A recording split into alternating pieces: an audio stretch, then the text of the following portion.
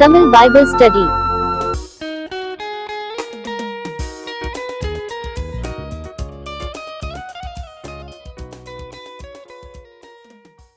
நியாயாதிபதிகளின் புஸ்தகம் 3ஆம் அதிகாரம். நியாயாதிபதிகள் 3. கானான் தேசத்தில் நடந்த சகல யுத்தங்களையும் அறியாதிருந்த இஸ்ரவேலராகிய அனைவரையும் சோதிப்பதற்காகவும் இஸ்ரவேல் புத்திரரின் சந்ததியாரும் அதற்கு முன் யுத்தம் செய்ய அறியாதிருந்தவர்களும் அவைகளை அறியும்படி பழக்குவிப்பதற்காகவும் கர்த்தர் விட்டு வைத்த ஜாதிகள் யாரென்றால் ஒரு லிஸ்ட் வருது. இப்போ கானான் தேசத்தில் நடந்த சகல யுத்தங்களையும் அறியாதிருந்த இஸ்ரவேலராகிய அனைவரையும் அப்படின்னு சொன்னால் எப்படியும் ஒரு ஜெனரேஷன் முடிஞ்சு அடுத்த ஜெனரேஷன் வந்திருக்கணும். ப்ராபப்ளி இல்லை அப்படின்னு சொன்னால் பிள்ளைகள் கூட பார்த்துருப்பாங்க. நான் நினைக்கிறேன் ஒரு செகண்ட் ஜென்ரேஷன் வந்திருக்கும். யோசுவாவின் காலத்துக்கு அப்புறம் ஒவ்வொரு கோத்திரமும் பார்த்திங்கன்னா பிடிச்சது. அவர்கள் பார்த்திங்கன்னா எந்தெந்த ஜாதிகளை அவர்களுடைய சுதந்திரத்தின் நடுவில் விட்டு வைத்திருந்தார்கள், கர்த்தருடைய வார்த்தைக்கு விரோதமாக தாங்கள் பலத்த போது அவர்களை துரத்தாமல் அப்படியே விட்டுட்டாங்க அப்படின்னு பார்க்குறோம். யார் அப்படின்னு சொன்னால் பெலிஸ்தரின் 5 அதிபதிகளும் சகல கானானியரும் சீதோனியரும் பாகால் எர்மோன் துவங்கி ஆமோத்திற்குள் பிரவேசிக்கும் வரைக்கும் லீபனோனின் மலைகளிலே குடியிருக்கிற ஏவியருமே. அப்போ இந்த காரியத்தை நம்ம அறிந்திருக்கிறோம். என்ன அப்படின்னா இந்த மாதத்தினுடைய தியான வசனம் கூட என்ன சொல்லுங்க பார்க்கலாம். கர்த்தரை தெய்வமாய் கொண்டு இருக்கிற ஜனம் இல்லையா, இவ்விதமான சீரை பெற்ற ஜனம், கர்த்தரை தெய்வமாய் கொண்ட ஜனம் பாக்கியம் உள்ளது. நான் சொல்லும்போது அந்த சங்கீதத்தை எப்படி ஆரம்பிக்கிறான் அப்படின்னு சொன்னால், என்னுடைய விரல்களை போருக்கும் கைகளை யுத்தத்திற்கும் பழக்க வைக்கிற கர்த்தருக்கு ஸ்தோத்திரம் அப்படி ஸ்டார்ட் பண்ணுறோம். அப்போ கர்த்தர் பார்த்தீங்க அப்படின்னு சொன்னால் இந்த அப்படியே ஆவிக்குரிய பிரகாரமாக நாம் அதை பார்ப்போம்னு சொன்னால், தாவீது பண்ணதான யுத்தம்லாம் லிட்ரலான யுத்தம், நேர ஜனங்களை மேற்கொண்டு பண்ணதான யுத்தம். இன்னும் பார்த்தீங்கன்னா அவன் அந்த மாயை பேசும் வாயும் கள்ளத்தனமான வலது கை முடியும் அந்நிய புத்திரருக்கு என்னை தப்புவியும் அப்படின்னு சொல்றது கூட அவனுக்கு விரோதமாக தன்னுடைய தேசத்துக்கு விரோதமாக சதி செய்து வருகிறதான ஜனங்களுடைய கைக்கு என்ன தப்புவிக்கணும் அப்படின்னு சொல்லுகிறதான காரியம் எல்லாமே லிட்ரல் வார். ஆனால் அது நம்ம நமக்கு பார்க்கும்போது நிச்சயமா ரெண்டுமே ஆவிக்குரிய யுத்தங்களாக தான் காணப்படுது. ஆண்டவர் நம்முடைய கரங்களை ஆவிக்குரிய யுத்தத்துக்கு பழக்க வைக்கிறார் அப்படின்றதான காரியம். எப்படி யுத்தம் பண்ணணும் அப்படின்றதெல்லாம் புதிய ஏற்பாட்டில் நம்ம வாசிக்கிறோம். எபேசியர் புஸ்தகத்தில் விசேஷமாக நம்ம வாசிப்போம். சர்வாயுத வர்க்கத்தை தரித்து கொண்டு நிற்கிறதான காரியம். இன்னொன்று பார்க்குறோம், இந்த ஸ்பிரிச்சுவல் வாரில் நாம் அறியாமல் கர்த்தரே நமக்காக யுத்தம் பண்ண ரெண்டுமே பழைய ஏற்பாட்டில் வரும். எப்படின்னா இந்த இஸ்ரவேல் ஜனங்களை பயன்படுத்தி ஆண்டவர் என்ன பண்ணுறாரு, சத்துருக்களை இந்த ஜனங்கள் மேற்கொள்வதற்கு ஆண்டவர் பின்னாடி நிற்கிறதான காரியத்தை பார்க்குறோம். அதுவும் ஸ்பிரிச்சுவல் வார் தான்.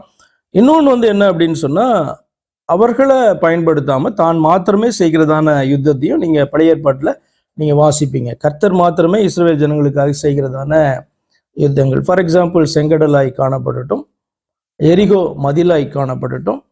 சில இடங்களிலே பார்ப்பீர்கள் என்று சொன்னால் மேலே இருந்து அக்கினியினாலே அவர்களை பட்சிக்கிறதான காரியம் ஒரு இடத்துல வாசித்திருப்பீங்க. அக்கினி, அதாவது இருப்பு ரதங்கள் அவர்களுக்கு அதிகமாய் காணப்பட்டது. அவர்களை எப்படி விரட்டுவோம் அப்படின்லாம் பார்த்தீங்கன்னா இவர்கள் பயப்படுவாங்க. ஆனால் கர்த்தர் அந்த யுத்தத்தை பண்ணுவார். மேலே இருந்து கல்மழை அக்கினி பார்த்தீங்கன்னா இறங்கி அவர்களை பட்சிக்கும். வண்டுகளினாலே கர்த்தர் விரட்டுகிற காரியம். இதெல்லாம் கர்த்தர் மாத்திரமே செய்கிற யுத்தம், இவர்கள் கிடையாது. அப்போ 2 ஸ்பிரிச்சுவல் வார். ஒன்று இந்த ஜனங்களை பழக்குவித்து, ஃபார் எக்ஸாம்பிள் தாவீதை பழக்குவித்து தாவீதின் மூலமாக செய்கிறதான காரியம், அதிலும் கர்த்தர் தான் மகிமைப்படுகிறார். இன்னொரு தாவீதால செய்ய முடியாத காரியத்துக்கு தான் தாவீது ப்ரேயர் பண்றான், என்னை தப்புவியும் அப்படின்ட்டு. அந்த யுத்தம் எல்லாம் கர்த்தருடையது.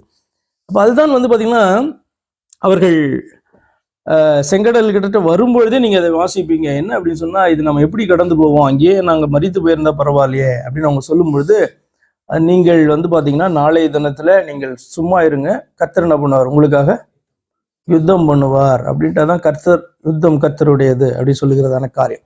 கர்த்தர் உங்களுக்காக யுத்தம் பண்ணுவார் அப்படின்ட்டு சொல்லிட்டு பார்த்தீங்க அப்படின்னு சொன்னா, கர்த்தர் அந்த காரியத்தை செய்து அவர்களை கொண்டு வருவார். அப்போ 2 விதமான ஸ்பிரிச்சுவல் வாரை பார்க்கலாம். முடிஞ்சா நான் அடுத்த செர்மன்ல நான் அதை எடுப்பேன். 2 விதமான ஸ்பிரிச்சுவல் வார். அப்போ இந்த இடத்துலையும் பார்த்தீங்க அப்படின்னு சொன்னா, அடுத்த ஜென்ரேஷன், அதுக்கு அடுத்த ஜென்ரேஷனுக்குலாம் கர்த்தர் என்ன பண்றாங்க, ஒரு ஸ்பிரிச்சுவல் வாருக்கு அவர்களை பழக்க வைக்கிறார். ஒன் கைண்ட் ஆஃப் ஸ்பிரிச்சுவல் வார். பழக்க வைக்கிறார். அதுதான் வந்து பார்த்தீங்கன்னா இந்த இடத்துல காணப்படுது. அப்போ நியூ டெஸ்ட்மென்ட் படி ஞானார்த்தமாய் நம்ம பார்ப்போமானால் எபேசியரிலே காணப்படுகிற சர்வாயுத வர்க்கத்தை தரித்து நின்று கர்த்தரை சார்ந்து கொண்டு நாம செய்கிறதான அந்த யுத்தம், அதற்கு வந்து பார்த்தீங்கன்னா அடுத்த ஜென்ரேஷன், அதுக்கு அடுத்த ஜென்ரேஷன்லாம் கர்த்தர் பழக்க வைக்கிறதற்கு சத்துருக்களை விட்டு வைத்திருக்கிறார் அப்படின்ற காரியம் வந்து கொஞ்சம் வித்தியாசமா இருக்குல்ல. ஏன்னா இப்போ சத்துருக்கள் இல்லாமல் இருந்தால் ரொம்ப சந்தோஷமா இருக்கும் ரொம்ப.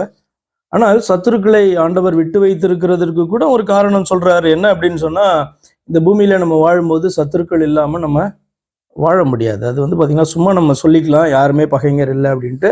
நிச்சயமாக பகைஞர் என்ன பண்ணுவாங்க? ஆவிக்குரிய பகைஞர். பிசாசு இருப்பான்ல, பிசாசு எது வரைக்கும் இருப்பான்? பிசாசு எது வரைக்கும் இருப்பான்? நிச்சயமா இந்த உலகத்தின் அழிவு மட்டுமாகல, நீங்க வெளிப்படுத்த விசேஷம் 20 பார்க்கும் பொழுது அவன் வந்து பாத்தீங்கன்னா இருக்கதான் போறான்ல. அப்ப நமக்கு முன்பாகவே அவன் வந்து அழிச்சிருவார் ஆண்டவர் அப்படின்றதெல்லாம் சும்மா காரியம். அப்ப நிச்சயமாக இந்த உலகத்தின் அழிவு வரைக்கும், அதற்கு பின்பு கூட வந்து பார்த்தீங்கன்னா 2ஆம் உயிர்த்தெழுதல் வரைக்கும் அவன் காணப்படுகிறான்ல. அவிசுவாசிகளே ஆண்டவர் அழிக்கும் பொழுதுதான் அவனையும் அழிக்கிறார் என்று நம்ம வாசிக்கிறோம். அப்படி இருக்கும்போது நம்ம இதெல்லாம் மேற்கொண்டு தானே வந்தாகணும். அப்ப தேவனுடைய பிள்ளைகள் வந்து இதற்கு எக்யூப் ஆகணும்ல. அப்ப அப்படிதான் வந்து பார்த்தீங்கன்னா கிறிஸ்தவர்களை ஆண்டவர் வந்து பழக்க வைக்கிறதான காரியம் வந்து இந்த உலகத்தை எதிர்த்து நிற்கும்படியாய், சத்ருவை எதிர்த்து நிற்கும்படியாய், முடியாததான இன்னொரு யுத்தத்தில் தான் ஆண்டவர் சொல்றார், நீ என்னை சார்ந்து கொண்டு இருப்பாயானால், அமர்ந்திருப்பாயானால், சும்மா இருப்பாயானால் நானே அந்த யுத்தத்தை செய்வேன் என்று. ரெண்டுத்தையும் கன்ஃபியூஸ் பண்ணிக்கூடாது. 2 விதமான ஸ்பிரிச்சுவல் வார்ஃபேர் வந்து நமக்கு உண்டு. அப்போ இதில் வந்து பார்த்தீங்கன்னா அந்த ஃபர்ஸ்ட் வார்ஃபாரை குறித்து தான் பண்ணுது. இது வந்து பார்த்தீங்கன்னா ஞானார்த்தமாய் பார்ப்போம்னா ஃபர்ஸ்ட் ஸ்பிரிச்சுவல் வார்ஃபாரை குறிக்குது இந்த 3 வசனங்கள். ரொம்ப ஸ்பெசிஃபிக்காக ஆண்டவர் வந்து பார்த்தீங்கன்னா 5 அதிபதிகள், சகல கானானியர், சீதோனியர், பாகாலேர் மோன் துவங்கி ஆமாத்திற்குள் பிரவேசிக்கும் வரைக்கும் லீபனோனின் மலைகளில் குடியிருக்கிற ஏவியரும் லிஸ்ட் பண்றாரு.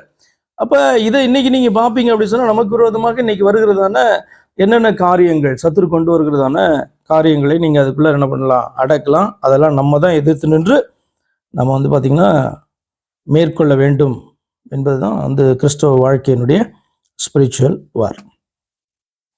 4வது வசனம், கர்த்தர் மோசேயை கொண்டு தங்கள் பிதாக்களுக்கு விதித்த கற்பனைகளுக்கு இஸ்ரவேலர் கீழ்ப்படிவார்களோ என்று அறியும்படி இஸ்ரவேலரை அவர்களாலே சோதிப்பதற்காக அவர்கள் விடப்பட்டிருந்தார்கள். போன பைபிள் ஸ்டடியில் நம்ம கவர் பண்ணோம். இந்த ஜனங்க பண்ணதான தப்பு தான். என்ன அப்படின்னா, எல்லாரையும் ஆண்டவர் என்ன பண்ணாரு அங்க, ஆமா, அவர்கள் எல்லாம் சங்கரிக்க சொன்ன போதும் இவர்கள் பலத்த பின்பு கூட பார்த்தீங்கன்னா சத்துருக்களை சங்கரிக்காதபடி தங்கள் நடுவிலே வைத்து அவர்களை வந்து பார்த்தீங்கன்னா தங்களுக்கு சர்வன்ஸாக என்ன பண்ணிக்கிட்டாங்க, அவங்க யூஸ் பண்ணிக்கிட்டாங்க. அப்போ இது முக்கியமாக யாருடைய தப்பு அப்படின்னு சொன்னால், நிச்சயமாக இந்த ஜனங்களுடைய தப்பு தான். ஆனால் இந்த ஜனங்களுடைய இந்த தப்பை கூட ஆண்டவர் என்ன பண்ணுறாரு, பின் வருகிற ஜெனரேஷன்ஸ்க்கு ட்ரெயின் பண்ணுறதுக்காக யூஸ் பண்ணிக்கிறாரு. அதான் வந்து ஆண்டவர் செய்கிறதான ஒரு அற்புதமான காரியம். அதாவது நம்முடைய தீமைகளை கூட ஆண்டவரால் நன்மையாய் மாற்ற முடியும் அப்படின்னா நம்மளால அது திங்க் பண்ண முடியாத காரியம். ஆண்டவர் சொல்றாரு, இஸ்ரவேலரை அவர்களாலே சோதிப்பதற்காக அவர்கள் விடப்பட்டிருந்தார்கள் அப்படி சொல்றார். இப்படி இஸ்ரவேல் புத்திரர் கானானியர், ஏத்தியர், எமோரியர், பெருசியர், ஏவியர், எபூசியர் ஆகிய இவர்கள் நடுவே குடியிருந்து, ஆனா என்ன பிரச்சனை அப்படி சொன்னா, நம்முடைய தீமைகளையும் ஆண்டவர் வந்து நன்மையாக மாற்ற முடியும் என்பது உண்மை. ஆனா தீமைக்கான பலனை பெற்றுதான் ஆக வேண்டும். இதை நம்ம மறந்துடக்கூடாது. நம்ம எப்படி வேணாலும் வாழ்ந்தாலும் ஆண்டவர் என்ன பண்ணுவாரு, பின்னாடி அதெல்லாம் மாற்றி சரி செய்து கொண்டு போயிடுவார் அப்படின்றது உண்மை. தேவனை பற்றி கொண்டிருப்பது. ஆனால் அந்த தீமை செய்கிறதற்கான அந்த பலனை வந்து நம்ம அனுபவித்து தான் ஆக வேண்டும்.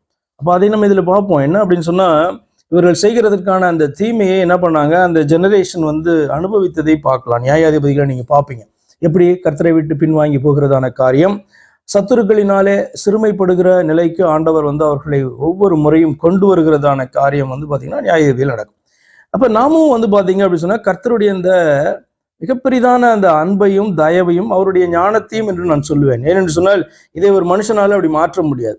ஒரு தவறை வந்து பார்த்தீங்கன்னா பின் நாட்களில அந்த தவறிலிருந்து கூட நன்மையான ஒரு காரியமாக அதை மாற்ற முடியுமா அப்படின்னா, அது வந்து பார்த்தீங்கன்னா எவ்வளவு ஞானியாக இருந்தாலும் முடியாது. இன்னைக்கு நன்மை செய்தால் அது வந்து நன்மையை கொடுக்கும் என்று நம்ம அறிந்திருக்கிறோம்.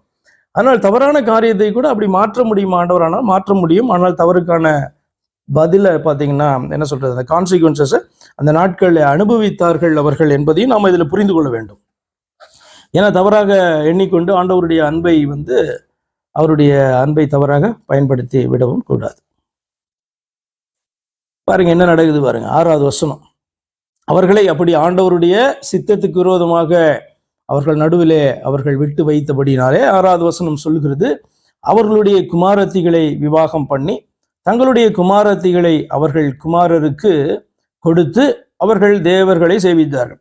ஆண்டவர் வந்து பாத்தீங்க அப்படின்னு சொன்னா, இந்த அந்நிய ஜனங்களோடு கூட சம்பந்தம் கலவாதிருப்பாயாக என்று பழைய ஏற்பாடும் சரி புதிய ஏற்பாடும் சொல்லுகிறதற்கு ஒரே காரணம் தான் உண்டு. அது என்ன அப்படின்னு சொன்னா, அவர்களுடைய நம்பிக்கை வேற, உன்னுடைய நம்பிக்கை வேற. நீ வந்து பார்த்தா அப்படி சொன்னா, மெய்யான தேவனை நீ அறிந்து இருக்கிறாய், அவரை சேவித்து கொண்டு இருக்கிறாய். நீ சம்பந்தம் கலப்பாய் என்று சொன்னால் பின்னாட்களிலே நிச்சயமாக என்ன பண்ண முடியும்? உன்னுடைய இருதயம் வழுவி நீ என்ன பண்ண முடியும்? அந்நிய தேவர்களுக்கு பின்பாக போகும்பொழுது அது சாபத்தை உனக்கும் உன்னுடைய சந்ததிக்கும் கொண்டு வரும் என்பதன் அடிப்படையில தான் ஆண்டவர் என்ன பண்ணாரு, அந்நிய ஜனங்களோடு கூட வேற என்ன சொல்றது, வேற ஃபெய்த்ல காணப்படுகிற வேற தெய்வங்களை ஆராதிக்கிறவர்களோடு கூட சம்பந்தங்களை கூடாதுன்னு ஆண்டவர் சொன்னார். அப்ப இந்த காரியம் வந்து நடந்தது. எப்போது வந்து பெண் கொண்டு பெண் கொடுக்கிறதான காரியம் எப்பொழுது நடக்கும் என்று சொன்னால், நமக்கு ஈக்குவலா நம்ம அவர்களை பார்க்கும் பொழுது அதுதான் காரியம் நடக்கும்ல. இன்னைக்கும் அப்படிதானே, நீங்க வந்து பெண் கொள்றீங்க பெண் கொடுக்குறீங்க அப்படின்னு சொன்னா நமக்கு ஈக்குவலானவர்களிடத்துல தான் நம்ம வந்து பாத்தீங்கன்னா பெண் கொடுத்து. அப்ப இரண்டரை கலந்துட்டாங்கன்னு வச்சுக்கோங்களேன். இஸ்ரவேல் ஜனங்களை தனியாக ஆண்டவர் அழைத்து அவர்களை பரிசுத்தப்படுத்தி அவர்களுக்கு என்று பிரமாணங்களை குறித்து கொடுத்து, நான் உங்கள் தேவனாய் இருப்பேன் என்று சொல்லி அவர் சொல்லி வைத்திருக்கும் பொழுது, அந்நிய தேவர்களை ஆராதிக்கிறதான குமாரரை குமாரத்திகளை அவர்கள் விவாகம் பண்ணுகிறது தான் பிரச்சனை. அந்நியர்களை விவாகம் பண்றது பெரிய பிரச்சனை கிடையாது. வேற தேசத்துல இருக்கிறவர்களோ வேற ஸ்டேட்ல இருக்கிறவங்களையோ வேற ஜாதியில இருக்கிறவங்களையும் விவாகம் பண்றது தப்பு அப்படின்னு வேதம் சொல்லல. நன்றாக அதை புரிந்து கொள்ள வேண்டும். பரிசுத்த ஜாதின்னு அவர் சொல்லுகிறதனுடைய அர்த்தம் என்ன அப்படின்னு சொன்னா, பரிசுத்த தெய்வத்தை ஆராதிக்கிறார்கள், பரிசுத்த தெய்வனுடைய பிள்ளைகளாய் காணப்படுகிறார்கள். அதுதான் அது. வேற எத்னிசிட்டில இருந்து வந்தாங்கன்ற அர்த்தத்துல ஆண்டவர் சொல்லவே இல்லை. அவங்க வேற மொழிக்காரர்கள் என்பதில் அர்த்தத்துல சொல்லவே இல்லை. அவர்கள் வேறே தெய்வங்களை ஆராதிக்கிறவர்கள். அப்ப எண்ட் ரிசல்ட் என்ன ஆகும்? சாலமோனை போலதான். எவ்வளவு பெரிய ஞானி எவ்வளவு பெரிய ஸ்ட்ராங்கா இருந்தாலும் அவர்களுடைய மனைவிமார்களுடைய தெய்வங்களை அவன் என்ன பண்ணான்? ஆராதிக்கிறவனாக மாறிவிட்டான். கர்த்தரை ஒரு பக்கம் ஆராதிக்கிறான், இன்னொரு பக்கம் வந்து பாத்தீங்கன்னா தங்களுடைய தேவிமார்களுக்காக என்ன பண்றான்? அவர்களுடைய தேவதைகளை அவர்களுடைய தேவர்களுக்காக என்ன பண்ணான்? சும்மா விக்கிர தோப்பை கட்டி கொடுக்கலான்னு கட்டி கொடுத்தானே வழியே கடைசியில் அங்கே போய் அவன் நிற்கக்கூடிய சூழ்நிலை வந்தது என்று வேதத்தில் வாசிக்கிறோம். அதற்கு தான் ஆண்டவர் வந்து பார்த்தீங்கன்னா இந்த காரியத்தை சொன்னார். இதை வந்து வேறு விதமாக நாம எடுக்கக்கூடாது. இதுதான் நடந்தது அங்கே 6வது வசனத்துல. இப்படி இஸ்ரவேல் புத்திரர் கர்த்தரின் பார்வைக்கு பொல்லாப்பானதை செய்து தங்கள் தேவனாகிய கர்த்தரை மறந்து பாகால்களையும் தோப்பு விக்கிரகங்களையும் சேவிக்கிற போது கர்த்தர் இஸ்ரவேலின் மேல் கோபம் உண்டவராகி அவர்கள் மெசபொத்தேமியாவின் ராஜாவாகிய கூசான் ரிஷதாயீமின் கையிலே விற்று போட்டார்.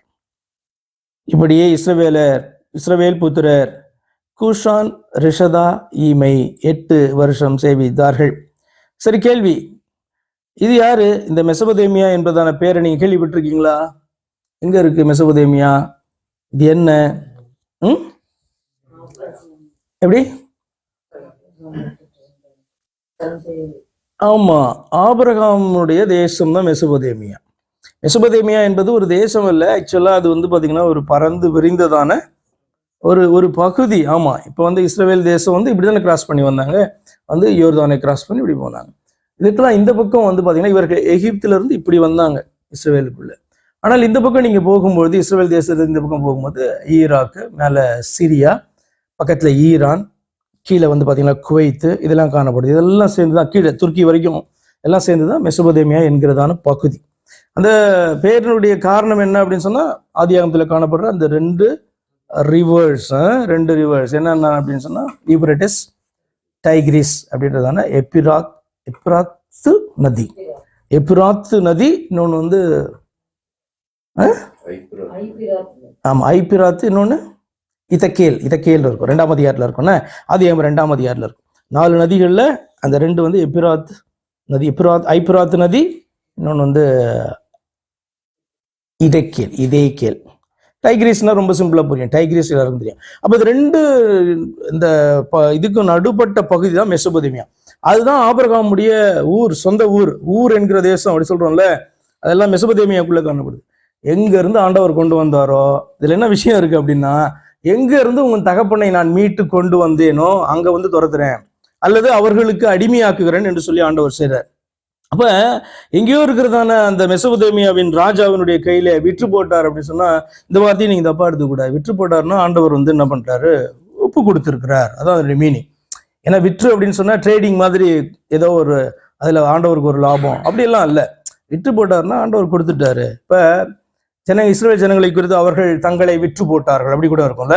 அவர்கள் அந்நிய தெய்வங்களுக்கு பின்பாக போகும்போது அவர்கள் என்ன பண்ணாங்க, தங்களை விற்று போட்டார்கள், தங்களை கெடுத்து கொண்டார்கள் அப்படி மீனிங் வரும்ல.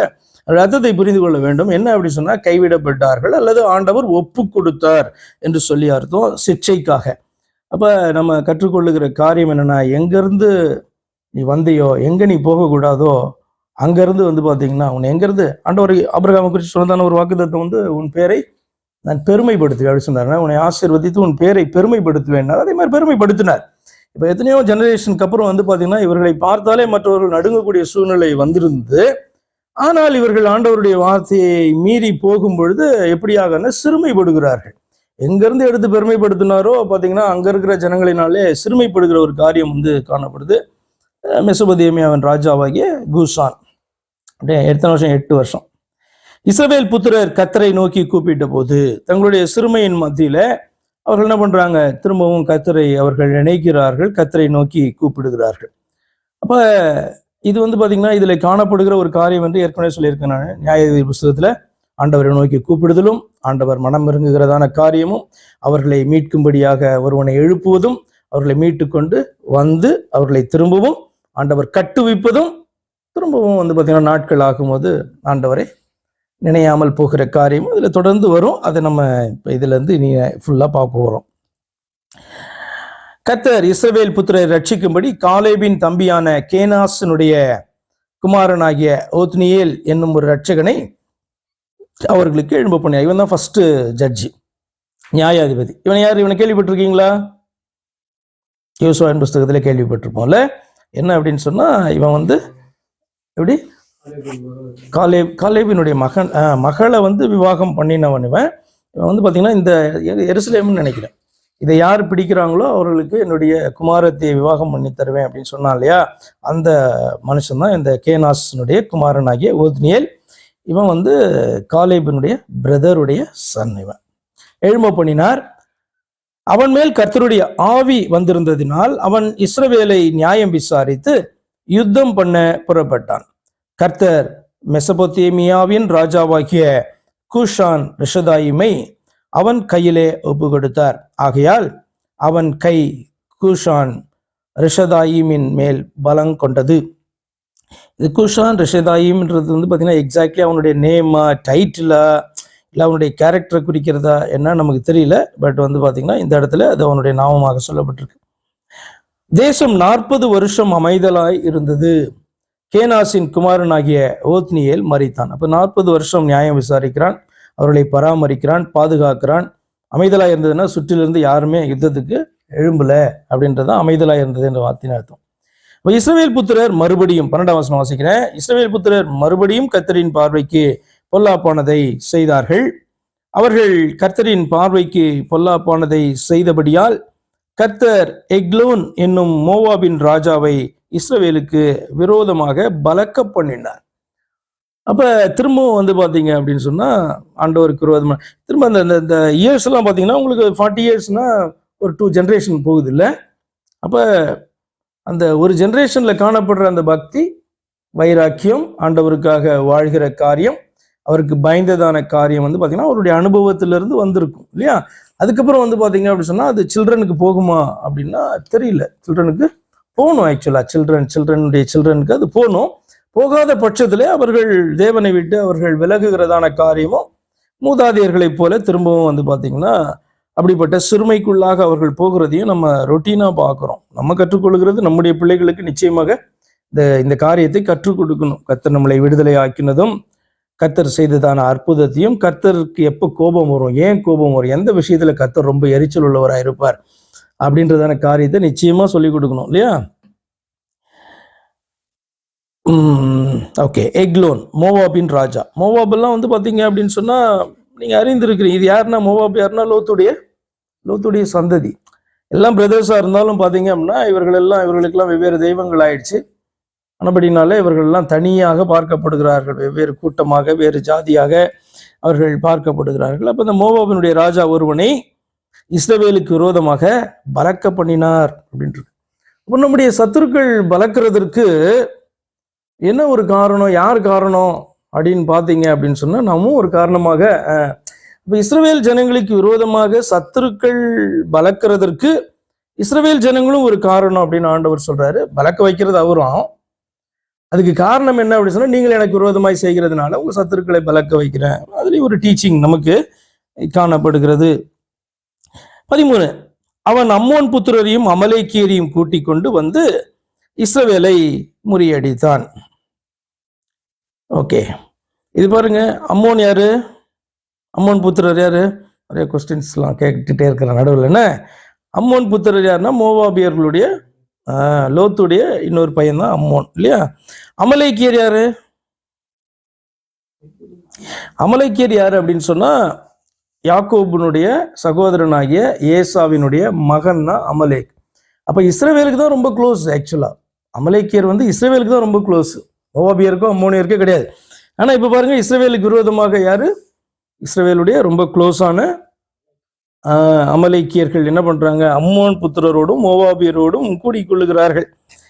இஸ்ரவேலை வந்து முறியடிக்கிறான். பேரிச்ச மரங்களின் பட்டணத்தையும் பிடித்தான். பேரிச்ச மரங்களின் பட்டணம்னா என்ன? அது இது பேரிச்ச மரங்களின் பட்டணம் எரிகோ தான். நம்ம பார்த்தோம், யோசுவாவில் பார்த்தோம் நினைக்கிறேன், இல்லை நியாயாதிபதியில் ஆரம்பத்தில் பார்த்தோம். பேரிச்ச மரங்களின் பட்டணம் என்பது எரிகோவை தான் புரியுது. அதெல்லாம் வந்து பார்த்தீங்கன்னா ரொம்ப ஸ்ட்ராட்டஜிக்கான இடம். என்ன அப்படின்னா, இந்த பக்கம் வரும்பொழுது பேரிச்சம் பழங்களின் பட்டணம் என்கிற எரிகோவை தாண்டி தான் வந்து பார்த்தீங்கன்னா இஸ்ரவேல் தேசத்துக்குள்ள வர முடியும். ரொம்ப முக்கியமான இது. அப்போ அதை பிடிச்சாங்கன்னா அதெல்லாம் ஐகானிக் பிளேஸாக வந்து அவர்களுக்கு காணப்படும். இப்போ நமக்கெல்லாம் கார்கில்லாம் ஸ்ட்ராட்டஜிக் பாயிண்ட் இல்லை போல. ஏன் அது வந்து அவ்வளோ சண்டை போடுறாங்கன்னா, சைனாக்கு, பாகிஸ்தானுக்கு, இந்தியாவுக்கு, மூணுத்துக்கும் வந்து பார்த்தீங்க அப்படின்னு சொன்னால் அது ரொம்ப முக்கியமான இடம். அங்கே யார் பேஸ் வச்சுருக்காங்களோ அவங்க வந்து பார்த்தீங்கன்னா பவர்ஃபுல்லாக வந்து பார்த்தீங்கன்னா தன்னுடைய தேசத்தை காக்கிறதற்கு அல்லது எதிர் தேசத்துக்கு விரோதமாக வேவு பார்க்கறதுக்குலாம் அது பயன்படும். சரி, எனிகோ அதனால தான் அதுக்காக அவ்வளோலாம் சண்டை போட்டாங்க. சரி, ஓகே. இப்படியே இஸ்ரவேல் புத்திரர் எக்லோன் என்னும் மோவாபின் ராஜாவை 18 வருஷம் சேவித்தார்கள். 18 வருஷம், அங்கே 8 இன்க்ரீஸ் ஆகிட்டு போகுது, 18 வருஷம் சேவித்தார்கள். இஸ்ரவேல் புத்திரர் கர்த்தரை நோக்கி கூப்பிட்ட போது, அப்போ 2வது முறை வந்து பார்த்தீங்கன்னா கர்த்தரை நோக்கி கூப்பிடுறதுக்கு ரொம்ப டைம் எடுக்குது இல்லை? இப்போ முதல்ல வந்து நீங்கள் ஏதாவது ஒரு காரியத்தை நீங்கள் செய்யும் போது, பாவம் செய்யும் போது மனம் திரும்புறதுக்கு ஈஸியாக இருக்கும். அதுக்கப்புறம் அதே பாவத்தை வந்து அப்புறம் மனம் திரும்பிக்கலாம் அப்படின்ட்டு செய்யும்பொழுது அந்த பாவத்திலேருந்து நீங்கள் திரும்புறதுக்கு, அதை விடுறதுக்கு கொஞ்சம் டைம் எடுக்கும். ஏன் அப்படின்னா, அந்த சொரணை வந்து உள்ளுக்குள்ளே காணப்படுற இந்த சொரணை வந்து குறைஞ்சிக்கிட்டே வரும். அப்போ 8 வருஷம் தான். இப்போ வந்து பார்த்தீங்கன்னா ஆண்டவரை நோக்கி கூப்பிடுறதுக்கு வந்து 18 வருஷம் ஆயிடுச்சு. சரி, இப்படியே அதிகமாயிட்டே போதா அப்படின்றதுக்காக சொல்லலை நான். இப்படி தான் வந்து பார்த்தீங்க அப்படின்னு சொன்னால் பரிசுத்தமாய் தொடர்ந்து நம்ம ஜீவிக்க வேண்டும் என்பதற்காக, அது எவ்வளோ முக்கியம் பெறுகிறது என்பதற்காக சொல்கிறேன். இஸ்ரவேல் புத்திரர் கர்த்தரை நோக்கி கூப்பிட்ட போது கர்த்தர் அவர்களுக்கு பென்யமீன் கோத்திரத்தானாகிய கேராவின் மகன் ஏகூத் என்னும் இரட்சகனை எழும்ப பண்ணினார். அவன் இடதுகை பழக்கம் உள்ளவனாய் இருந்தான்.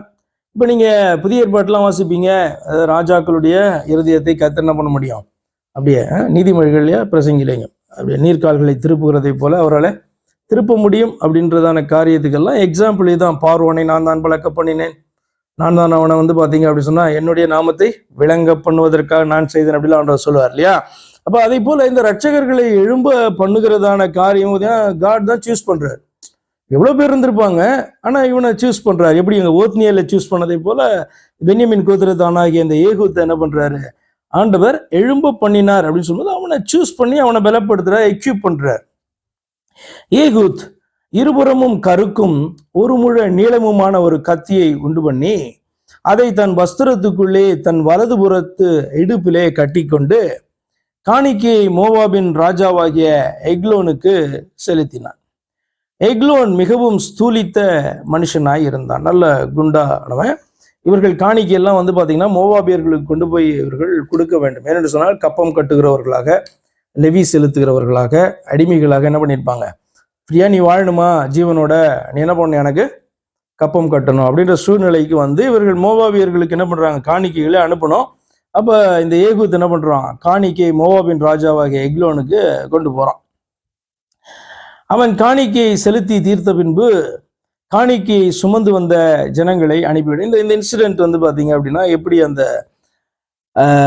ஏகூத் என்கிறதான மனுஷன், ஏகூத் தானே, ஏகூத் எப்படி அந்த எக்லோன் ராஜாவை வந்து அவன் வந்து மேற்கொள்கிறான் அப்படின்றதான ஒரு இன்ட்ரெஸ்டிங்கான நடந்த ஒரு சம்பவம் அங்கே போட்டிருக்கோம். இதெல்லாம் ஆண்டவர் இப்படி செய்ய சொன்னாரா, கத்தியை உண்டு பண்ண சொன்னாரா, இப்படி அவனை கொல்ல சொன்னாரா அப்படிலாம் நீங்கள் கேட்டிங்கன்னா டெஃபினட்டாக இல்லை. என்ன அப்படின்னு சொன்னால் இவனை ஆண்டவர் என்ன பண்ணுறாரு, எக்யூப் பண்ணுறாரு. என்ன அப்படின்னா இஸ்ரவேல் ஜனங்களை காக்கிறதற்கு இவனை ஆண்டவர் என்ன பண்ணுறாரு, ரெடி பண்ணுறார்.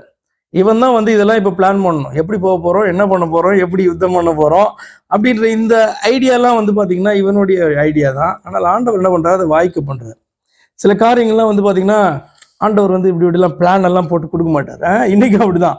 இப்போ நம்மளை வந்து ஆண்டவர் ரெடி பண்ணிட்டார், எக்யூப் பண்ணிட்டார், எனக்காய் ஓடு அப்படின்னு சொன்னால் நம்ம ஓடும் பொழுது ஆண்டவர் நமக்கு ஆலோசனைகளை கொடுப்பாரு, வழி நடத்துவார், ஏவுதலை கொடுப்பாரு.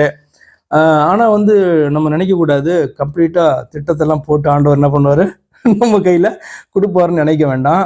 நம்ம வந்து பார்த்திங்கன்னா திட்டமிட வேண்டியது இருக்கும். அந்த திட்டத்தை, பிளானை ஆண்டவர்கிட்ட சொல்லி, ஆண்டவரே நான் இதை செய்ய போகிறேன், நீங்கள் எனக்கு ஹெல்ப் பண்ணுங்க அப்படின்னு ஜெபிக்க வேண்டியது இருக்கும். ஆனால் வந்து பார்த்திங்கன்னா இல்லை ஆண்டவரே நீ திட்டம் போட்டு பிளானை கனவுல வந்து சொன்னால் தான் நான் செய்வேன், எக்ஸிக்யூட் பண்ணணுன்னா நம்ம என்ன பண்ண முடியாது, மூவ் பண்ணவே முடியாது. ஆக்சுவலானா ஊழியம் பண்ண முடியாது, மூவ் பண்ணவே முடியாது. அப்போ இந்த ராஜாக்களுடைய நாட்கள்லையும் நியாயாதிபதிகளுடைய நாட்கள்லையும் ஒரு காரியத்தை பார்ப்பீங்க. ஆண்டவர் அவர்களை அபிஷேகித்து அவர்களை பலப்படுத்தி தேவ ஆவியானவர் அவர்களோடு கூட இருந்தார், அவர்கள் மேல் தங்கி இருந்தார் என்று பார்ப்பீங்க. சிம்சோன் தான் வந்து பார்த்தீங்க அப்படின்னு சொன்னால் டிசைட் பண்ணுவோம் போய் என்ன பண்ண போகிறோம் அப்படின்ட்டு பார்த்தீங்கன்னா சிம்சோன் செய்கிறதான காரியங்களை ஆண்டவர் என்ன பண்ணுவார், வாய்க்க பண்ணி என்ன பண்ணுவார், ஜெயத்தை கொடுப்பார். அப்போ இந்த என்னதான் வந்து பார்த்தீங்க அப்படின்னு சொன்னால் கடைசியில் அப்படின்னா ஜெயத்தை கொடுக்க வேண்டும், ஜெயம் தன்னுடைய ஜனங்களுக்கு உண்டாக வேண்டும். அப்போ இந்த நியாயாதிபதி பண்ணுகிறதான காரியங்களில் சில தவறுகள்லாம் காணப்படும். அதுக்குரிய பலனை என்ன பண்ணுவான், அந்த நியாயாதிபதி அனுபவிப்பான். ஏனென்று சொன்னால் ஒரு பிளான் பண்ணுறான்னு வச்சுக்கோங்களேன் சிம்சோன். அந்த பிளான் வந்து கர்த்தருக்கு பிரியமில்லாத ஒரு பிளானாக இருந்தால் கூட வாய்க்க பண்ணுவார். ஆனால் அதுக்குரிய பலனை யார் பெறணும், சிம்சோன் பெற வேண்டியது இருக்கும். சரியா? அதுதான் இன்னைக்கும் ஊழியத்தில்.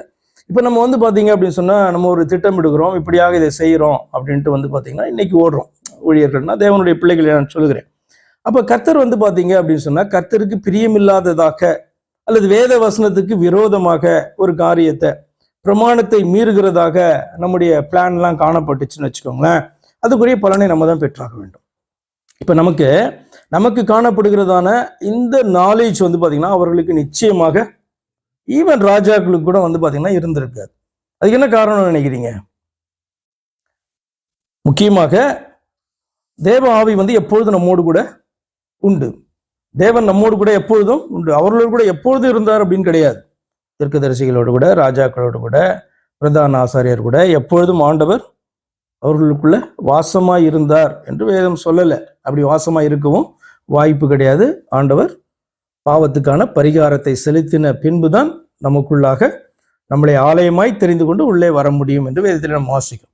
அது ஒரு பெரிய அட்வான்டேஜ். அடுத்தது வந்து பார்த்தீங்கன்னா நமக்கு இன்னைக்கு கிடைச்சிருக்கிறதான இந்த வேதத்தினுடைய அறிவு என்பது அவர்களுக்கு அந்த நாட்களில நிச்சயமா கிடையாது. என்ன அப்படின்னா வேதம் அவர்களுக்கு காணப்பட்டது. இந்த வேத அறிவு நமக்கு இன்னைக்கு காணப்படுற அளவுக்கு அவங்களுக்கு காணப்பட்டிருக்குமா அப்படின்னா நிச்சயமா கிடையாது. காரணம் என்ன அப்படின்னு சொன்னா, ஃபார் எக்ஸாம்பிள் நியாயாதிபதிகள் நாட்கள்ல அவர்களுக்கு மோசே எழுதினதான ஆகமங்கள் மாத்திரம்தான் உண்டு. இப்போ வந்து தீர்க்கதரிசிகளுடைய நாட்களில வந்து பாத்தீங்கன்னா சில தீர்க்கதரிசிகள் எழுதினவைகளும் சேர்ந்து காணப்படும், சங்கீத புத்தகங்களும் காணப்படும். இப்போ நியூ டெஸ்ட்மெண்ட்டுக்குள்ள என்டர் பண்றதுக்கு முன்னாடி அவங்களுக்கு வந்து கம்ப்ளீட்டா ஒரு கேனன் வந்து மல்கியா வரைக்கும் வந்து ஃபுல்லா இருக்கும் அவங்களுக்கு. அப்ப என்ன நாலேஜ் வந்து இன்க்ரீஸ் ஆகிட்டே வந்திருக்குமா, குறைஞ்சிருக்குமா? நிச்சயமா இன்க்ரீஸ் ஆகிட்டே வந்திருக்கும்.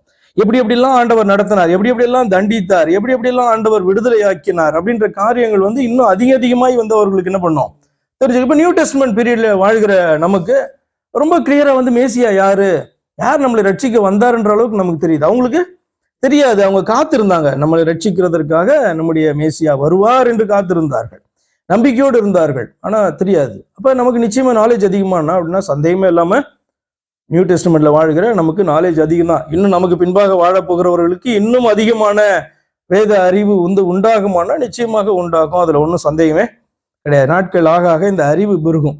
ஆனா நிறைய அறிவை வச்சுட்டு அது வந்து பெரிய பிரயோஜனம் அப்படின்னு சொல்ல முடியாதுன்னா, அதை பயன்படுத்த வேண்டும் இல்லையா? அறிவை பயன்படுத்த வேண்டும். அதனால்தான் அறிவு இருமாப்பை உண்டாக்கும் என்று சொல்லி பார்த்தோன்னா தெசலோனிக்கேயர்ல பவுல் எழுதுவார். அறிவு ரொம்ப இருந்தா அது இருமாப்பை தான் உண்டாகும். அதனால எனக்கு நிறைய அறிவு இருக்கு, வேத அறிவு இருக்கு அப்படின்ட்டு நம்ம பெருமை பாராட்டுறதுக்கு இல்லை. கொடுக்கப்பட்ட அந்த கொஞ்சம் அறிவிலேயே அவர்கள் வந்து பாத்தீங்கன்னா என்ன பண்ணுவோம், கர்த்தருக்கு பயந்து கர்த்தருக்கு கீழ்ப்படிந்து அவர்களால் நடக்க முடியும். சரியா? அப்ப இன்னும் அறிவு அதிகமாக அதிகமாக இன்னும் அதிகமாக ஆண்டவருக்கு பயந்து கீழ்ப்படிந்தால் நடக்க வேண்டும். சரி, எதுக்கு இங்க வருவோம். அப்ப ஏகூத் வந்து ஒரு பிளான் பண்றான், இதெல்லாம் செய்யறான். அவன் என்னென்ன செஞ்சான்றதெல்லாம் அப்படி ரொம்ப அழகா அதுல சொல்லப்பட்டு இருக்கிறது. இது கர்த்தர் வந்து கைட் பண்ணியிருந்தாருன்னா இது சொல்லப்பட்டிருக்கும். கர்த்தர்கிட்ட கேட்டான், கர்த்தர் கைட் பண்ணார். இதெல்லாம் வந்து பாத்தீங்க அப்படின்னு சொன்னா நான் அப்படி நினைக்கல. ஒன்று, கர்த்தர் அவனை ஏவி இருப்பார், இன்ஸ்பயர் பண்ணி இருக்கலாம். இல்ல அவனுடைய பிளானை வந்து பாத்தீங்கன்னா ஆண்டவர் அங்கீகரிச்சிருப்பார். அதனாலதான் வந்து பாத்தீங்கன்னா காரிய சித்தி உள்ளவனாக செயல்படுகிறதான காரியம். இப்போ ஒருவன் காரியத்தை செய்கிறதற்கு அவன் உன்னை செய்யும் போது அது நடந்துச்சுன்னா காரிய சித்தி உள்ளவன், அவனுடைய காரியம் திட்டம் சித்தி அடைந்தது, அதான் காரிய சித்தி உள்ளவன். சரியா? காரிய சித்தி என்பதே ஒரு ஆசீர்வாதம் தான். ஓகே, அவன் வந்து பாத்தீங்கன்னா 17வது வசனம், காணிக்கை மோவாபின் ராஜாவாகிய எக்லோனுக்கு செலுத்தினான். எக்லோன் மிகவும் ஸ்தூரித்த மனுஷனாயிருந்தான். அவன் காணிக்கை செலுத்தின பின்பு ஜனங்களை அனுப்பிட்டான். அவனோ கில்காலில் உள்ள சிலைகள் இருக்கும் இடத்தில் இருந்து திரும்பி வந்து, ராஜாவை உம்மிடத்தில் சொல்ல வேண்டிய ரகசியமான ஒரு வார்த்தை உண்டு என்றான். அதற்கு அவன், பொறு என்றான். அப்பொழுது அவனிடத்தில் நின்ற யாவரும் அவனை விட்டு வெளியே போய்விட்டார்கள். ராஜாவை இவன் இப்படி ஈஸியா அப்ரோச் பண்ண முடியுமா அப்படின்னா நிச்சயமா பண்ண முடியும். என்ன அப்படின்னா, இப்ப மோவாபியர்கள் இஸ்ரவேலர்களை வந்து ஆளுகை செய்கிறார்கள். அப்ப இங்க இருந்து வருகிற காணிக்கையை ஒரு ரெப்ரசன்டேட்டிவ் தான் கொண்டு போகும். அப்ப அந்த ரெப்ரசன்டேட்டிவ் ராஜா அலோவ் பண்ணுவானா, நிச்சயமா என்ன பண்ணுவான், அலோவ் பண்ணுவான். அப்ப இது வந்து சும்மா கதை கிடையாது, உண்மையா நடந்த காரியம். ஏகூத் அவன் கிட்டே போனான். அவனோ தனக்கு தனிப்புற இருந்த குளிர்ச்சியான அறை வீட்டில் உட்கார்ந்திருந்தான். அப்பொழுது ஏகூத், உம்மிடத்தில் சொல்ல வேண்டிய தேவ வாக்கு எனக்கு உண்டு என்றான். அவன் தன் ஆசனத்தில் இருந்து எழுந்திருந்தான். உடனே ஏகூத், இவன் கேட்கல எந்த தேவ வாக்கு அப்படிலாம் கேட்கல, தெரியும் இஸ்ரவேலுடைய தேவன் வந்து பாத்தீங்கன்னா கர்த்தர் என்று தெரியும். இப்போ மோவாபியர்களுக்கு வந்து பாத்தீங்க அப்படின்னு சொன்னா வேற தேவர்கள் உண்டு. என்ன பேர் பார்த்தோம் நம்ம 1ஆம் தேதி? மோவாபியர்களுடைய தெய்வம் யாரு? மெயினான காடு யாருக்கா ஞாபகம் இருக்கா?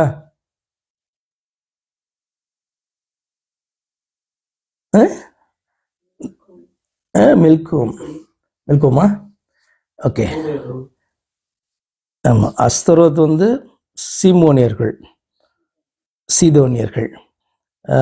நான் நினைக்கிறேன் மில்கோம் தான் நினைக்கிறேன். ஆமா, ஓகே. மில்கோம் என்கிற காடு வந்து மெயின் காடு. இஸ்ரவேலர்களுக்கு மெயின் காடு கர்த்தர். மற்றதெல்லாம் உள்ள வந்திருக்கு. இப்ப மோவாபியர்களுடைய காடு எல்லாம் உள்ள வந்திருக்கு இஸ்ரவேலுக்குள்ள. ஆனா மெயின் காடு யாரு? கிறிஸ்தவர்களுக்கு மெயின் காடு ஒரே காடு தான் இருக்கணும். மெயின் காடு சப் காடு எல்லாம் கிடையாது, ஒரே காடு தான் இருக்கணும். அது வந்து கர்த்தர் என்கிற ஒருவரே தெய்வமாக இருக்க வேண்டும், இல்லையா? அப்ப தேவ வாக்கு அப்படின்னா இவன் பெருசா ஒன்றும் கேட்கல. ஏன்னா இதெல்லாம் ரொம்ப நார்மலான காரியம். என்னன்னா அவர்களுக்குள்ள அந்த என்ன சொல்றது, பல தெய்வ வழிபாடுகள் என்பது அவர்களுக்குள்ளே சாதாரணமான ஒரு காரியமா இருந்தது. இந்த கர்த்தரை அறியாதவர்கள் அல்ல மோவாபியர்கள். மோவாபியர்கள் கர்த்தரை அறியாதவர்களா? லோத்தினுடைய காடு யாரு? லோத்தினுடைய தெய்வம் இதே கர்த்தர் தான். ஆபிரகாமின் தேவன் தான் லோத்தினுடைய காமோஸ். ஓகே, அப்ப ஆபிரகாமுடைய தேவன் தான் லோத்தினுடைய தேவனும், அதுல ஒரு சந்தேகமே கிடையாது. அதற்கு பின்பு வந்து பாத்தீங்கன்னா இவர்கள் பெரும் ஜன கூட்டமாக மாறின போது இந்த தங்களுடைய தகப்பனாகிய லோத்துடைய தெய்வம் அல்லாத மற்ற தெய்வங்களை தங்களுக்கு என்ன பண்ணாங்க, மெயின் காடா வந்து அவர்கள் ஏற்றுக்கொண்டார்கள். அதான் அவர் சொன்னாரு, காமோஸ். மோவாபியர்களுடைய மெயின் காடு வந்து காமோஸ், அவர்களுடைய தெய்வம். சரி, அப்ப அதனால தேவ வாக்கு அப்படின்னா இந்த தேவன் வந்து அவங்க தேவன் எதை சொல்லி அனுப்பிச்சிருக்காரு. ஏன்னா அவனுக்கும் காடு, லார்டு வந்து அவனுக்கும் காடு தான். என்ன ஒண்ணு பிரச்சனை அப்படின்னா அந்த லார்டு கர்த்தர்ன்ற பேர்ல வேற ஒன்று தான் தெய்வமா இருக்கும். இப்போ அதுவும் இன்னைக்கு தான் நம்ம வந்து பாத்தீங்கன்னா திரும்ப அதை டீச் பண்ணிட்டே இருக்கோம். என்ன அப்படின்னா கர்த்தரையும் வந்து பாத்தீங்கன்னா இந்த மோவாபியர்கள், அம்மோனியர்கள் எல்லாம் கர்த்தரையும் தெய்வமாக கொண்டிருந்தார்கள். இஸ்ரவேலர்களை குறித்து ரொம்ப ஸ்பெசிஃபிக்கா அந்த வார்த்தை காணப்படும். இவர்கள் கர்த்தருக்கும் பயந்து அந்நிய தெய்வங்களையும் சேவித்தார்கள். அப்படி இருக்கும். இஸ்ரவேல் ஜனங்களை குறித்து கர்த்தருக்கும் பயந்து அந்நிய தெய்வங்களையும் சேவித்தார்கள். அப்ப கர்த்தரை தங்களுடைய தெய்வமாய் கொண்டு அதே நேரத்தில் அந்நிய தெய்வங்களையும் பார்த்தீங்கன்னா அவர்கள் சேவிக்கிறார்கள் என்று சொல்லும்போது அந்த இடத்துல இவர்கள் கர்த்தரை சேவிக்கிறார்கள் என்று நம்ம வேதத்திலே வாசிக்கிறோம் அல்லவா? அந்த இடத்துல நிச்சயமாக உண்மையான கர்த்தர் கிடையாது. அவர்கள் என்ன அப்படின்னா தங்களுடைய தெய்வமாக்கிய தகப்பனாகிய ஆபிரகாமுடைய தேவனை அவர்கள் தொழுது கொள்ளுகிறோம் என்று நினைக்கிறார்கள். ஆனா என்னைக்கு வேற தேவர்கள் நம்முடைய வாழ்க்கைக்குள்ள வந்தார்களோ இந்த கர்த்தர் என்கிறவர் அந்த இடத்துல கிடையவே கிடையாது. திரும்பவும் நான் சொல்லுகிறேன், கிடையவே கிடையாது. வேதத்துல நீங்க வாசிப்பீங்க, கர்த்தரையும் அவர்கள் என்ன பண்ணாங்க, பயந்து, அவருக்கும் பயந்து வேற தேவர்களையும் சேவித்தார்கள்னா இது வாய்ப்பே கிடையாது. கர்த்தர் என்ன சொன்னாரு, என்னை அன்றி உங்களுக்கு வேற தேவர்கள் உண்டாய் இருக்க வேண்டாம், நான் எரிச்சல் உள்ள தேவனா இருக்கிறேன், இதுக்கு நான் பழி வாங்குவேன் அப்படின்னு சொன்னார். அப்ப கர்த்தரை சேவித்துக் கொண்டே ஒரு ஆத்துமா இன்னொரு தெய்வத்தை சேவிக்குமானால் அது நினைத்து கொண்டிருக்கும் கர்த்தரை நம்ம சேவிக்கிறோம், கர்த்தரிடத்திலிருந்து பலன் பெறுகிறோம் என்று நினைக்கும். ஆனா கர்த்தர் என்கிற பேரில அந்த இடத்துல வேற ஒன்று ரீப்ளேஸ் ஆயிருக்கும். இதனால்தான் ஆண்டவர் ரொம்ப ஸ்பெசிபிக்கா இஸ்ரவேல் ஜனங்களோட சொன்னார். என்ன அப்படின்னா, கர்த்தரை தெய்வமாய் கொண்டிருக்கிற இஸ்ரவேல் ஜனங்களை இயேசு கிறிஸ்து இறங்கி வந்து அவரை ஏற்றுக்கொள்ளாத போது நீங்கள் உங்கள் பிதாவாகிய, ரொம்ப பயங்கரமான ஒரு டேர்ம் இல்லையா, அப்படி பாத்தீங்கன்னா ஆண்டவர் சொல்றாரு பாத்தீங்கன்னா, உங்களுடைய பிதாவாகிய பிசாசை நீங்கள் தொழுது கொள்ளுகிறீர்கள் அப்படின்னு சொல்றாருன்னா, இவர்கள் கர்த்தரை தெய்வமாய் கொண்டவர்களை பார்த்துதான் அவர் சொல்லுகிறார்.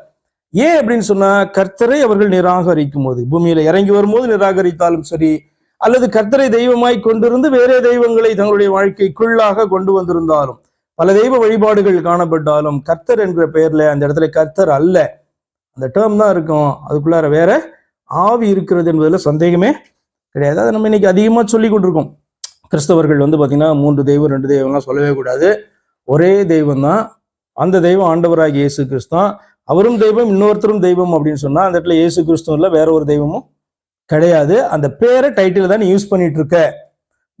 பைபிள்ல இருக்க வசனத்தை யூஸ் பண்ற, பைபிள்ல இருக்க அந்த டைட்டில் யூஸ் பண்ற, ஆனால் அந்த இடத்துல பாத்தீங்கன்னா அதற்குள் மறைந்து இருக்கிறது வேற ஒன்று, வேற ஆவி என்று சொல்லி நான் திரும்ப திரும்ப சொல்லிட்டு இருக்கிறதுனோட ரீசன் அதுதான்.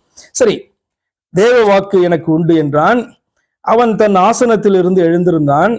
உடனே திரும்ப சொல்ற, இப்படி எல்லாம் அட்ஜஸ்ட் பண்ணிக்கிற தெய்வம் நம்முடைய தெய்வம் கிடையவே கிடையாது. அவர் பாத்தீங்கன்னா, நான் நாயகன்னா நான் தான் நாயகன், அப்படிதானே, உன்னுடைய ஆத்மாவுக்கு நான் தான் நாயகன்னா நான் தான் நாயகன்.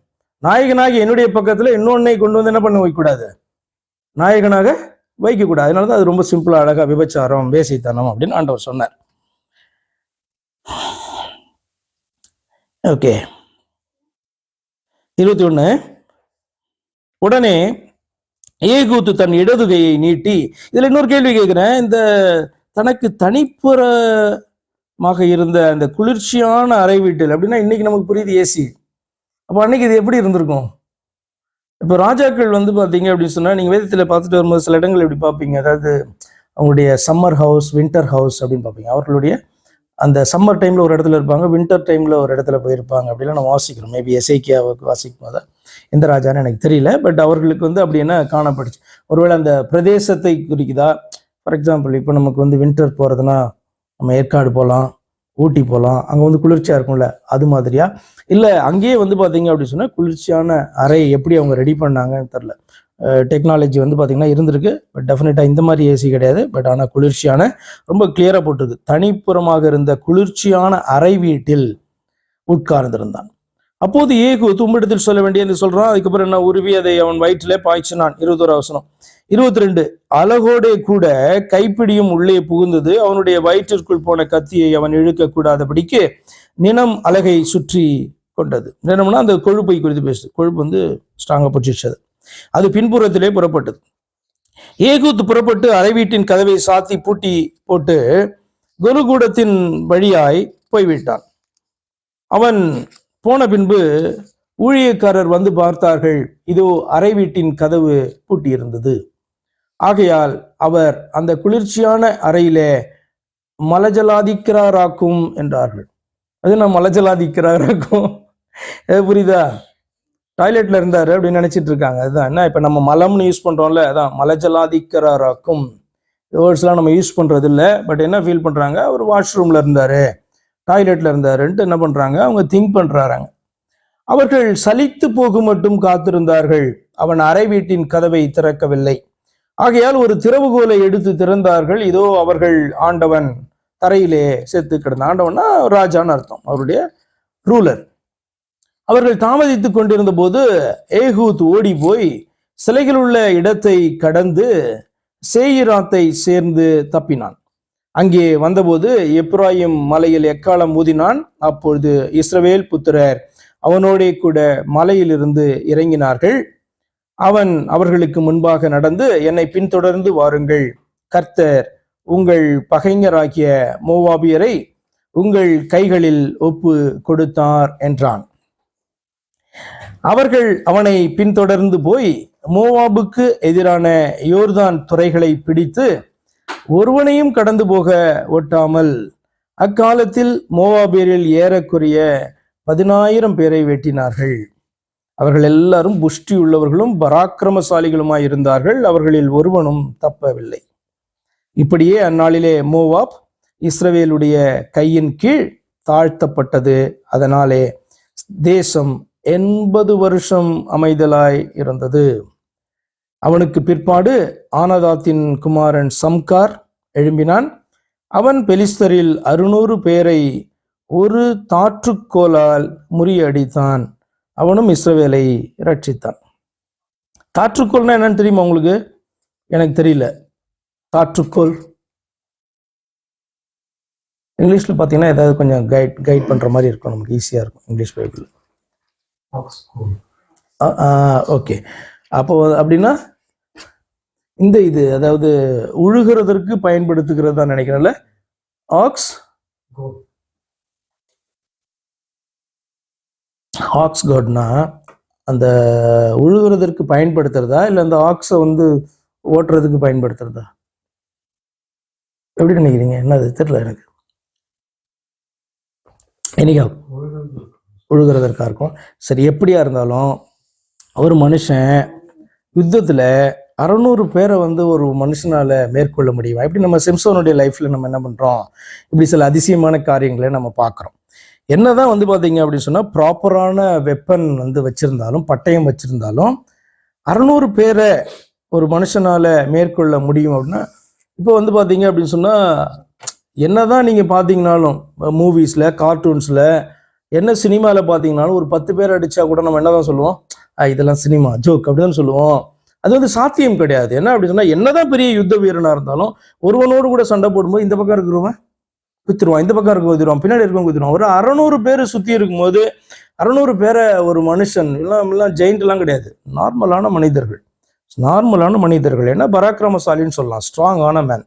என்னதான் ஸ்ட்ராங்கான மேனா இருந்தாலும் இது வந்து பாத்தீங்கன்னா பிராக்டிக்கலி இம்பாசிபிள். ஆக்சுவலா ஒரு 10 பேரை மேற்கொள்வது கூட பிராக்டிக்கலி இம்பாசிபிளான காரியம். ஆனா இப்படி பண்ணியிருக்காங்க சிம்சோனும் இவனும் எல்லாம் பண்ணியிருக்காங்க அப்படின்னா நிச்சயமாக கர்த்தர் கூட இருந்து அப்போ கம்ப்ளீட்டா சுத்தி ப்ரொடெக்ட் பண்றாரு ஆண்டவர்ல. அது வந்து பாத்தீங்கன்னா ரொம்ப ஆச்சரியமா இருக்கும்.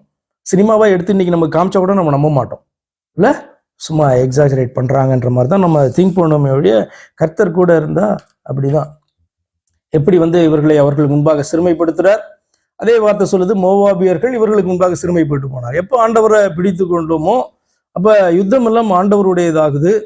நம்முடைய கரத்தை விரல்களை வந்து ஆண்டவர் பயன்படுத்தலாம், ஆனாலும் கூட யுத்தம் வந்து அவருடையதாகவும் ஜெயம் கொடுக்கிறவர் ஆண்டவராகவும் அவர் காணப்படும் போது உங்களுக்கே ஆச்சரியமா இருக்கும். அந்த சத்துருக்கள்லாம் எப்படி வந்து மேற்கொண்டோம், எங்க போனாங்க அப்படின்றதெல்லாம் ரொம்ப இன்ட்ரெஸ்டிங்கா இதுல பார்க்கலாம். நீங்க ஓல்ட் டெஸ்டமெண்ட் நீங்க சாதாரணமா ஸ்டோரியா நீங்க பார்க்காதீங்க. அதை எப்பயுமே நீங்க என்ன பண்ணணும், நியூ டெஸ்டமெண்ட் பீரியடோட நீங்க அதை அப்ளை பண்ணணும். இப்படிப்பட்ட யுத்தங்கள் இதெல்லாம் நீங்க பார்க்கும்போது அதனுடைய ஞான அர்த்தம், ஆவிக்குரிய அர்த்தம் என்னவாக இருக்கும் என்று சொல்லி நீங்க பார்க்க வேண்டும். அப்படிதான் வேதம் நமக்கு கற்றுக் கொடுக்குதே வழியே இதை நம்ம ஸ்டோரியா பார்த்தோம் அப்படின்னா வேற நல்ல ஸ்டோரியெல்லாம் இருக்கு இல்ல. யாரோ இப்போ சாண்டிலியன்லாம் ஒரு இன்ட்ரெஸ்டிங்கா கொஞ்சம் சிலதெல்லாம் கோர்த்து அழகா எழுதுவாரு. அப்படிலாம் கிடையாது. இதெல்லாம் history book, Old Testament. Of course இதெல்லாம் நீங்க வாசிக்கும் போது இதெல்லாம் தீர்க்க தரிசனத்துக்கு முன்னாடி காணப்படுகிறதான இந்த யோசுவா நியாயாதிபதிகள் ஆகமங்களை விட்டுருங்க. ஆகமங்கள்ல நிறைய விஷயங்கள் இருக்கு. யோசுவா, நியாயாதிபதிகள், நெகேமியா, எஸ்ரா, இப்படி வந்து பாத்தீங்கன்னா நிறைய ஹிஸ்டரி புக்ஸ் இருக்கும். ராஜாக்கள், நாளாகம் எல்லாம் கம்ப்ளீட் ஹிஸ்டரி. அதுக்குள்ளேயும் நிறைய விஷயங்கள், தீர்க்க தரிசனங்கள் எல்லாம் அடங்கி இருக்கலாம். ஆனாலும் கூட வந்து பாத்தீங்கன்னா இது கம்ப்ளீட்டா அந்த ஜனங்களுடைய ஹிஸ்டரி, அவருடைய வாழ்க்கையில நடந்ததான காரியம். ஆனா அதை குறித்து ஆண்டவர் பேசும்போது ரொம்ப அழகா 1 கொரிந்தியர்ல பேசுறார் 10ஆம் அதிகாரத்துல. என்ன ஆகமங்கள், சங்கீதங்கள், தீர்க்க தரிசனங்களை மாத்திரம் சொல்லல. அவர் இஸ்ரவேல் ஜனங்களுடைய வாழ்க்கையில, அவர்களுடைய வாழ்க்கையில நடந்ததான அந்த சம்பவங்கள் உங்களுக்கு எச்சரிப்பு உண்டாகும்படி எழுதப்பட்டிருக்கு. அப்படி இருக்கு. அப்ப இந்த ஹிஸ்டரி, வரலாறு, அவருடைய வாழ்க்கையில நடந்த அந்த சின்ன சின்ன சம்பவங்கள் அதெல்லாம் கூட வந்து பாத்தீங்கன்னா நமக்கு பின்னாட்கள்ல இருக்க நமக்கு படிப்பினைக்காக அது எழுதப்பட்டு இருக்கிறது. இன்னும் ரொம்ப அழகா எச்சரிப்பு உண்டாகும்படி உங்களுக்கு எழுதப்பட்டிருக்கு. அப்படி 1 கொரிந்தியர் 10ஆம் அதிகாரத்துல நம்ம வாசிக்கும். அப்ப எதையுமே நீங்க என்ன பண்ண முடியாது, இக்னோர் பண்ண முடியாது. பாரு, இந்த லெஃப்ட் ஹேண்டட் ஏகூத் இப்படி போயிட்டு இது பண்ணிட்டான் அப்படின்ட்டு நம்ம பார்த்துட்டு போறது கிடையாது. அதுக்குள்ளார நிறைய விஷயங்கள் அடங்கி இருக்கும். ஏகூத்தை ஆண்டவர் எழுப்பினபடினால், அவனை பலப்படுத்தினபடினால் கர்த்தர் தன்னோடு கூட இருக்கிறார், தன்னை எழுப்பி இருக்கிறார் என்று அவன் இல்லைன்னா எக்லோனுக்கு முன்னாடி அவன் அரண்மனைக்குள்ள போய் இப்படி ஒரு காரியத்தை பண்ண முடியுமா? அவன் எவ்வளவு பெரிய ரிஸ்க் எடுக்கிறான். ஆக்சுவலா எக்லோனுடைய அரண்மனைக்கு போய், அதுவும் அவர் ரெஸ்ட் எடுக்கிற இடத்துக்குள்ள போய் அங்க இருக்கிறதான ஜனங்கள் எல்லாம் இவங்க கூட வந்தவங்களையும் அனுப்பிட்டு இவங்க ராஜாவை அங்க வந்து பாத்தீங்கன்னா அசாசினேட் பண்றான். அசாசினேட் பண்ணிட்டு அங்கிருந்து தப்பிச்சு வரணும் அப்படின்னா இது பெரிய பலசாலி இதெல்லாம் கிடையாது. கர்த்தர் கூட இருந்தபடினால அதை வாய்க்க பண்ணினார் கர்த்தர். அதுதான் வந்து பாத்தீங்கன்னா நம்ம இதுல கற்றுக்கொள்ள முடியும். அப்ப இதுல இறங்குறது வந்து கஷ்டமா இருக்கலாம், ஆனால் ஆண்டவர் கூட இருக்கிறார் அப்படின்றதான நம்பிக்கையோடு கூட நம்ம இறங்கணும். அப்படின்னா நம்ம அறியாததான மற்ற சத்துருக்களை முறியடிக்கிறதற்கு, ஆவிக்குரிய சத்துருக்களை முறியடிக்கிறதற்கு நமக்கு அப்ப இவனுடைய கம்ப்ளீட் ட்ரஸ்ட் வந்து எப்படி ஒரு தாவீது ராஜாவா இருக்கும்போது பண்ணதை போல இந்த ஒவ்வொரு நியாயாதிபதிகளும் அவங்க எழும்பி செய்கிற காரியத்தை பார்த்தீங்கன்னா தே ட்ரஸ்ட் தேர் காட். நம்மளை எழுப்பின, நம்மளை பலப்படுத்தின தேவன் மேல நம்பிக்கையை வைத்து அவர்கள் இந்த காரியத்தை அவர்கள் செய்தார்கள். சரி, ஏதாவது கேள்வி இருந்தா அதுல கேட்கலாம்.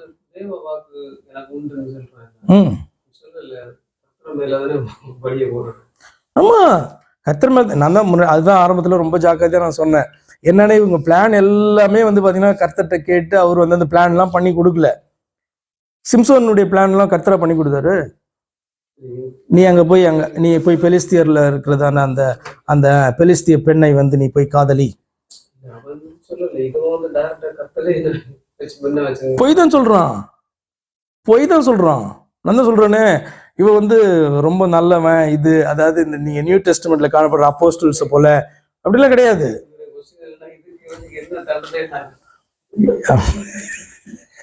அது வந்து இல்ல. இல்ல இந்த இவனுக்கு வந்து பாத்தீங்கன்னா இந்த ஏகூத்தை குறித்து நம்ம எங்க வாசிக்கிறோம், எத்தனை வசனங்கள் காணப்படுது, இவன் எத்தனை வருஷம் வந்து பாத்தீங்கன்னா அமைதலா இருந்ததுன்னு வாசிக்கிறோம். இவனுக்கு வந்து பாத்தீங்கன்னா ஒரு 5-6 வசனங்கள் தான் அலாட் பண்ணப்பட்டிருக்கு இல்லையா, முடிஞ்சு போச்சு. ஆனா இவனுடைய லைஃப் ரொம்ப பெரிய லாங் லைஃப். அவன் என்னென்னலாம் சந்திச்சான், என்னென்ன கான்சிக்வன்சஸ் சந்திச்சான் தெரியாது, நமக்கு தெரியாது. நான் நிச்சயமா சொல்றேன், பாவம் செய்தால் அதுக்குரிய பலன் உண்டு. புரியுதா? அப்ப நம்முடைய செயல்களை எல்லாம் ஆண்டவர் அங்கீகரிக்கிறார் என்று சொல்லி அர்த்தம் அல்ல. இது யாருக்காக ஏகூத் எழுப்பப்பட்டிருக்கிறார்? இஸ்ரவேல் ஜனங்களுக்காக எழுப்பப்பட்டிருக்கிறார். அப்ப இஸ்ரவேல் ஜனங்களுக்காக தான் இந்த காரியம், அந்த ஜனங்களுக்காக தான். சரி, இன்னைக்கு ஒரு பாஸ்ட் எழும்பி இருக்காருன்னா யாருக்காக பாஸ்ட் எழும்பி இருக்காரு? அதுதான் உண்மை. இப்போ ஒரு ஊழியக்காரன் இன்னைக்கு எழும்புறான் அப்படின்னு சொன்னா அவன் யாருக்காக எழும்பி இருக்கிறான் அப்படின்னு சொன்னா தேவனுடைய ஜனங்களுக்கு ஊழியம் பண்றதுக்காக எழும்பி இருக்கான். அவனுடைய பெருமைக்காகவா? அதே தான் ஓல்ட் டெஸ்டமெண்ட்லயும் நியூ டெஸ்டமெண்ட்லயும். அப்போஸ்தலர் எழும்பினார்கள்னா எதுக்கு ஆண்டவர் அவர்களை தெரிந்து கொண்டார்? அப்போஸ்தலர்களை ஏன் தெரிந்து கொண்டார் என்று சொன்னால் அவருடைய ஊழியத்தை கொண்டு போகிறதற்காக. இயேசு கிறிஸ்து வந்து பாத்தீங்கன்னா 3 வருஷம் ஊழியத்தை செஞ்சுட்டு என்ன பண்ணார்? அவருடைய மெயினானது என்ன? வந்து சுவிசேஷத்தை அறிவிக்கிறது மாத்திரமல்ல, நமக்கான பாவத்திற்கான பரிகாரமான பலியை அவருடைய தன்னுடைய சரீரத்தின் மூலமாக அவர் செலுத்த வேண்டும். அதை செஞ்சு முடிச்சார்ல. இதை யார் எடுத்துட்டு போறது மற்றவங்களுக்கு? பார், வந்தார் பார், மரித்தார் பார், அதான் சொன்னாங்க. போய் உயிரோடு எழுந்தார், அடக்கம் பண்ணப்பட்டார், உயிரோடு எழுந்தார், ஜீவன் உள்ள தேவன் போய் சொன்னாங்க. இதை கொண்டு போகணும்ல. இதை கொண்டு போகும்போது தான் சபை வந்து உருவாகும், கட்டப்படும். அப்ப யாருக்காக அப்படின்னு சொன்னா எந்த ஒரு ஊழியனுமே, கிறிஸ்டியனே வந்து பாத்தீங்கன்னா கிறிஸ்டியன் வந்து அவனுக்காக கிடையாது, அவன் வந்து உலகத்துக்காக. அக்செப்ட் பண்ணிக்கிறீங்களா இல்லையா? நீங்க உலகத்துக்கு உப்புன்னு தான் சொன்னாரு. உங்க வீட்டுக்கு உப்பு, நீ உனக்கு உப்பு அப்படின்னு சொன்னாரு. உலகத்துக்கு நீ, பூமிக்கு உப்பு, உலகத்துக்கு வெளிச்சம் அப்படின்னா you are not for you. நமக்கு ஆசீர்வாதம் வருது. இப்ப ஆபிரகாம் வந்து பாத்தீங்கன்னா அவனுக்கு கிடையாது. ஆபிரகாம் மூலமாக வந்து பாத்தீங்கன்னா உலகத்துக்கு ஆசீர்வாதம். அப்ப ஆபிரகாமை தெரிந்து கொண்டு நம்ம ஆபிரகாம பெரிய ஹீரோவை வச்சு பாரு எப்படி இருந்தான் தெரியுமா, எப்படி விசுவாசியா மாறிட்டான் அப்படின்னு நம்ம பேசிட்டு இருப்போம். ஆனா ஆபிரகாமுடைய லைஃப் யாருக்காக? இந்த உலகத்தின் ஆசீர்வாதத்துக்காக ஆபிரகாமை தெரிந்து கொண்டார். அக்செப்ட் பண்ண முடியுதா இல்லையா? வசனம் இருக்குது. ரோமர் 11ஆம் அதிகாரத்துக்கு போனீங்கன்னா அவர் சொல்லுவார், இஸ்ரவேலர்கள் அவருடைய விழுந்து போகுதல் நமக்கு இவ்வளவு ஆசீர்வாதத்தை கொடுக்குமானால் அவர்கள் அவரை அங்கீகரித்து கொண்டால் அது எவ்வளவு பெரிய ஆசீர்வாதத்தை இந்த ஜனங்களுக்கு உலகத்துக்கு கொண்டு போகும்னு சொல்றாருல போல. அதான் ஆபிரகாமை ஆண்டவர் தெரிந்து கொண்டார்னா ஆபிரகாம். இப்ப லேவியை தெரிந்து கொண்டார் ஆண்டவர். அவன் வந்து பாத்தீங்கன்னா நான் லேவி, நான் ஆசாரியன் தெரியுமா, யாருக்கும் இல்லாத ஸ்பெஷல் அப்படின்னு சொல்லிக்கலாம். ஆனா அந்த பர்பஸ் கிடையாது. மெயின் பர்பஸ் என்னன்னா இஸ்ரவேலர்களுக்காக, இஸ்ரவேலுடைய ஜனங்கத்தினுடைய ஆசீர்வாதத்துக்காக ஆண்டவர் என்ன பண்ணார்? லேவி கோத்திரத்தை. அது நமக்கு தெரியணும். நம்மளை ஆண்டவர் தெரிந்து கொண்டாத நமக்காக அப்படின்ட்டு நம்மளை பார்த்துட்டே இருக்கக்கூடாது. அஃப்கோர்ஸ் நமக்கு வந்து பாத்தீங்கன்னா அந்த பிரதானமான ஆசீர்வாதம் நமக்கு கிடைக்கும். ஆனா அதுல ஃபோக்கஸ் பண்ணா எப்படி நம்ம மூலமாக வருகிற ஆசீர்வாதம் மற்றவர்களுக்கு இல்லவா? அதுதான் மெயின். இதுலயும் அதுதான் யெகூதை தெரிந்து கொண்டது இஸ்ரவேல் ஜனங்களை அந்த நாளிலே மீட்டெடுக்கும்படியாய் ஆண்டவர் என்ன பண்ணாரு. ஆனா எகூத்துக்கு வந்து பாத்தீங்க அப்படின்னா நிறைய வந்து அவனுடைய பேருக்கு பெருமையும் கனமும் வருமா அப்படின்னா சந்தேகமே இல்லாம வரும். ஏன்னா முழு இஸ்ரவேல்ல அவன் தான் பெரிய தலைவனாக என்ன பண்றான், அத்தனை வருஷங்கள் அவன் நிற்க போகிறான். அப்ப அவனுக்குரியதான கனம் ஜனங்களிடத்துல இருந்து வரும். ஆனால் வந்து பாத்தீங்கன்னா மெயின் பர்பஸ் என்னன்றத யெகூத் எப்ப மறக்கிறானோ பெஸ்ட். தாவீது வந்து எப்ப நான் என்னை எதுக்காக ராஜாவாக்கினார் மறக்கிறானோ தாவீது விழுறான்னு அர்த்தம். எப்ப சவுல் மறந்தானோ அன்று விழுந்தான். தாவீது என்றைக்குமே மறக்கல எதற்காய் தன்னை ராஜாவாக தேவன் உயர்த்தினார் என்று மறக்கல. அதனாலதான் சவுலை குறித்து கூட நான் சொல்ல, கழுதிக்கு பின்னாடி போயிட்டு இருந்தான். அப்படித்தானே? கழுதிக்கு பின்னாடி போயிட்டு இருந்த உன்னை எடுத்து இப்படியாக ஆண்டவர் வைக்கும் போது நீ உன்னை பலப்படுத்தும் போது நீ மறந்துடுவியா, நீ விடுறன்னு அர்த்தம். அதுதான் வந்து தாவீதுக்கும் சரி எல்லாருக்குமே சரி. அதான் தாவீது கேரக்டர் வந்து அப்படி மறக்காத ஒரு கேரக்டர். கடைசி வரைக்கும் தன்னுடைய அந்த ஆண்டவர் நம்மளை இதற்காய் தெரிந்து கொண்டார், உயர்த்தினார் என்பதை மறவாதவனாக வாழ்ந்து முடித்தான். ஆண்டவர் தான் சொல்றாரு, உன் தகப்பனாகிய தாவீதை போல நீ இருக்க, உன் தகப்பனாகிய தாவீதை போல நீ இல்லை சொல்லிட்டு வர்றாரு இல்லையா? ஏன் சொல்றாரு அப்படி? அப்படி ஒரு எக்ஸாம்பிளா வந்து பாத்தீங்கன்னா அவனை ஆண்டவர் வைக்கிறதுக்கு காரணம் என்னன்னா அவன் எந்த சூழ்நிலையிலும் தன்னை ஆண்டவரை மறக்கல. சரி, ஓகே. ஏதாவது கேள்வி இருக்கா? நீ நீ வர்றனா நீ முன்னாடியே என்கிட்ட சொல்றேன்னா நாங்கள் கொஞ்சம் லேட்டா ஒரு 8:15 ஆரம்பிப்போம். அட்லீஸ்ட் வரன்ட்டு வந்து ஆன்டி சொன்ன போதும்னா. என்ன கேள்வி? 19 சிலைகள் இருக்கும் இடத்துல இருந்து சிலைகள் வந்து என்ன அப்படின்னு சொன்னா இவர்களுக்கெல்லாம் வந்து பாத்தீங்கன்னா இந்த விக்கிரக தோப்புன்றதை நான் முன்னாடி எக்ஸ்பிளைன் பண்ணியிருக்கேன். விக்கிரக தோப்பு அப்படின்னு நம்ம வாசிக்கும் போது நீங்க இன்னைக்கு பாக்குறதான இந்த இடத்துக்கு போனா கொஞ்சம் மரங்கள்லாம் வச்சு இதா இருக்கணும் அப்படி கிடையாது. விக்கிரக தோப்புன்றது என்ன அப்படின்னா அந்த தெய்வத்தை வந்து அந்த இடத்துல பிரதானமா வச்சிருப்பாங்க. சுற்றிலும் வந்து பாத்தீங்க அப்படின்னு சொன்னா ஃபார்ம் ஹவுஸ் மாதிரி, இப்போ குளிர்ச்சியான இடம் அப்படின்னா அப்படி வந்து பாத்தீங்கன்னா ஸ்டே பண்றதுக்கு இது லாட்ஜஸ் மாதிரி கட்டி விட்டுருப்பாங்க. விக்கிரக தோப்புன்றது ரொம்ப அமேசிங்கா இருக்கும். எப்படி வந்து பாத்தீங்கன்னா நீங்க இஸ்ரவேல் ஜனங்களுடைய அந்த ஐகானிக் ஜெருசலேம் டெம்பிளுக்கு போறீங்க அப்படின்னு சொன்னா அது ஜஸ்ட் டெம்பிளை குறித்து தான் இங்க பேசியிருக்கும். ஆனால் அவர்கள் ஸ்டே பண்றதுக்கு இதுக்கு எல்லாம் வெளியில இருக்கும். வெளிப்புறம் இருக்குல்ல, அதுல இல்ல, அதை தாண்டி வெளியில இருக்கும். நீங்க இயேசு கிறிஸ்துனுடைய ஊழியத்தின் போது கூட பாப்பீங்க, இந்த புறாக்கள் எல்லாம் உள்ள கொண்டு வந்து வைக்கிறாங்க, சர்ச்சுக்குள்ள உள்ள கொண்டு வந்துட்டாங்க, டெம்பிளுக்குள்ள நடிப்பார்ல. அப்பெல்லாம் என்ன சுற்றிலும் கடைகள் இதெல்லாம் உண்டு. ஏன்னா எல்லா இடத்துல இருக்கிற மனுஷனும் பலிகள் செலுத்துறதுக்கு எருசலேமை நோக்கி கடந்து வருவான். அவனால் ரொம்ப தூரத்துல இருந்தெல்லாம் வந்து பாத்தீங்கன்னா பலிகளை கொண்டு வர முடியாது. அவன் என்ன பண்ணுவான், பணத்தை கொண்டு வருவான், கோல்டை கொண்டு வருவான், சில்வரை கொண்டு வருவான். அங்க ரெடியா இதுக்காகவே வந்து பாத்தீங்கன்னா ஆட்கள் இருப்பாங்க. அவங்கள்ட்ட அதை பார்த்து பெர்ஃபெக்டான பழுதற்றதான ஒன்றை என்ன பண்ணுவான் தெரிந்து கொண்டு வாங்குவான். அப்போ வந்து எவ்வளவு டிமாண்ட் இருக்கும், எவ்வளவு பைசா அது கேட்பாங்க இல்லையா? ஆமா, கொடுப்பான், கொடுத்து வாங்குவான், வாங்கிட்டு போய் பலி செலுத்துறதுக்கு கொண்டு போவான். இப்போ இது எவ்வளவு பெரிய பிசினஸா இருக்கும் நீங்க நினைக்கிறீங்க? இதெல்லாம் மில்லியன் பிசினஸா இருந்திருக்கும் இல்லையா? நம்ம நினைக்கிற மாதிரி சாதாரணமா கிடையாது. இந்த விக்கிரக தோப்பு என்பது சாதாரணமாலாம் இருந்திருக்காது. அவங்க வரலாம், வந்து ஸ்டே பண்ணலாம் அங்க. அதனாலதான் டெம்பிள் ப்ராஸ்டிடியூஷன்லாம் வந்து பாத்தீங்கன்னா பைபிள்ல சொல்லியிருக்கும். அதை சுத்தி ப்ராஸ்டிடியூஷன்லாம் நடக்கும். இப்படி வந்து பாத்தீங்க அப்படின்னு சொன்னா இருந்தது. அப்ப இதெல்லாம் தாண்டி போறோம் அப்படின்னா சும்மா சின்ன இது மாதிரி இருக்காது, ஒரு பெரிய பெரிய ஒரு ஏரியாவா இருந்திருக்கும்.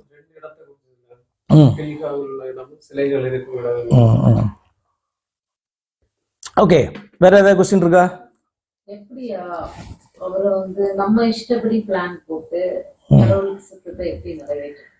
ஓகே, ஏன்னா இப்ப ஆண்டவர் வந்து உங்களை ஒரு காரியத்துக்கு தெரிந்து கொள்றாரு அப்படின்னா உங்களுக்கு அதுக்குரியதான ஞானத்தை ஆண்டவர் கொடுக்கிறார், நீங்க நம்புறீங்களா? அதான் அபிஷேகம் என்பது. அபிஷேகம் அப்படின்னு சொல்லும் போது ஆண்டவர் அதோடு கூட உங்களுக்கு கொடுக்கிறதான ஞானம், புத்தி, விவேகம் எல்லாம் அதற்குள்ளே அடங்கிதான் இருக்கும். நாம் அதை பயன்படுத்த வேண்டும். இப்ப நீங்க சங்கீத புஸ்தகத்துல 119 ஒரு வசனத்தை வாசிப்பீங்க. நான் வந்து பாத்தீங்கன்னா ஆண்டவர்கிட்ட இது வந்து சொல்றேன், ஆண்டவர் இதெல்லாம் கேட்டாரு அப்படின்னு ஒரு வசனம் இருக்கு 119.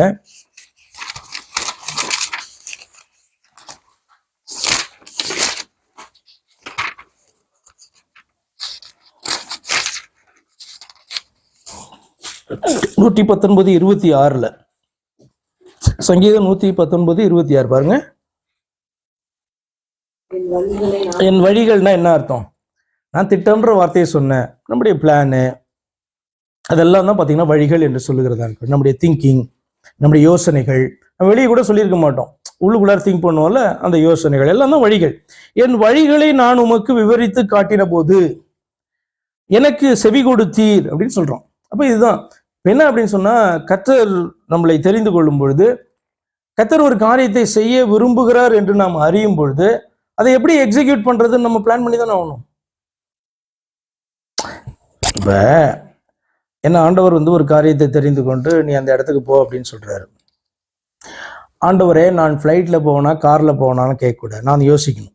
தூரமாக இருந்தால் ஃப்ளைட்ல போகணும், இல்லை பைசா இல்லைன்னா கப்பலில் போகணும், இல்லை பக்கத்தில் இருந்தது அப்படின்னு சொன்னால் காரில் போகலாம், பஸ்ஸில் போகலாம், இல்லைனா யார்கிட்டையும் ஹெல்ப் கேட்டு போகலாம். பைசா இருக்கிறத பொறுத்து.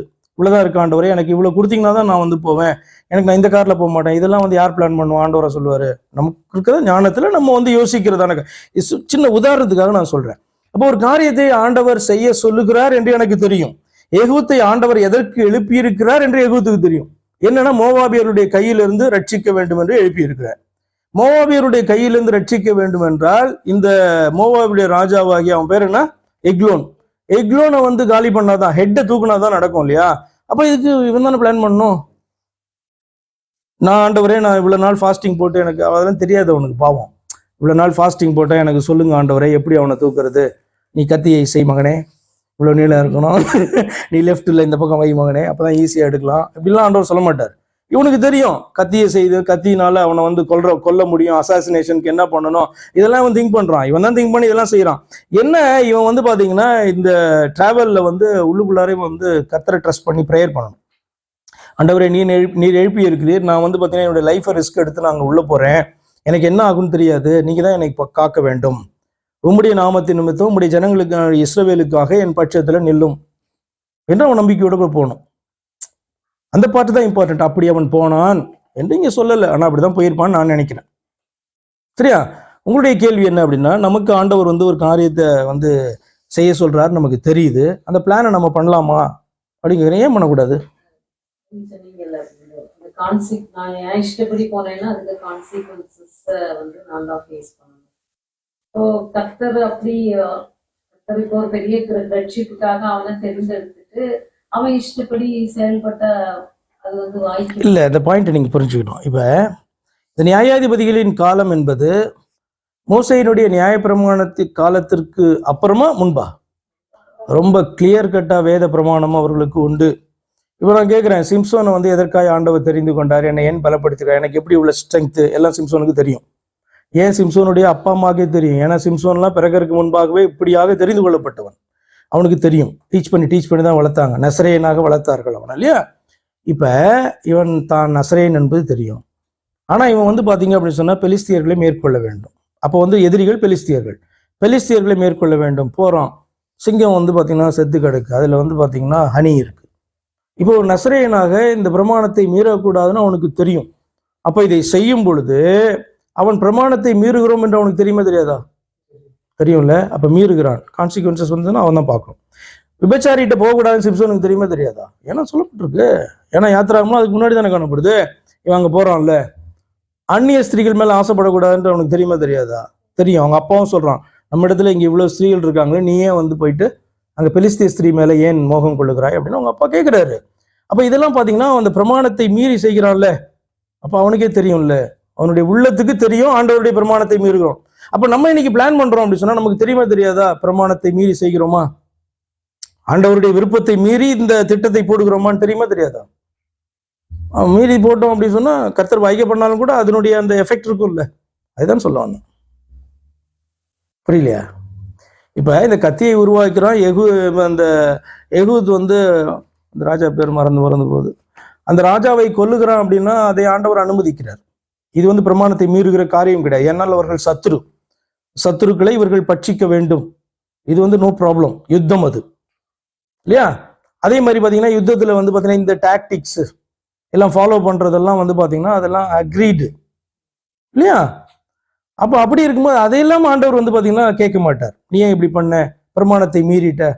ஏன்னா யுத்த பிரமாணங்கள்னு பாத்தீங்கன்னா அவர்களுக்கு பாத்தீங்கன்னா ரொம்ப சிம்பிள், இத்தனை வயசுக்கு மேல இருக்கணும் அப்படின்ற காரியத்துக்கு வச்சுதான் அவர் பேசி இருந்தார்.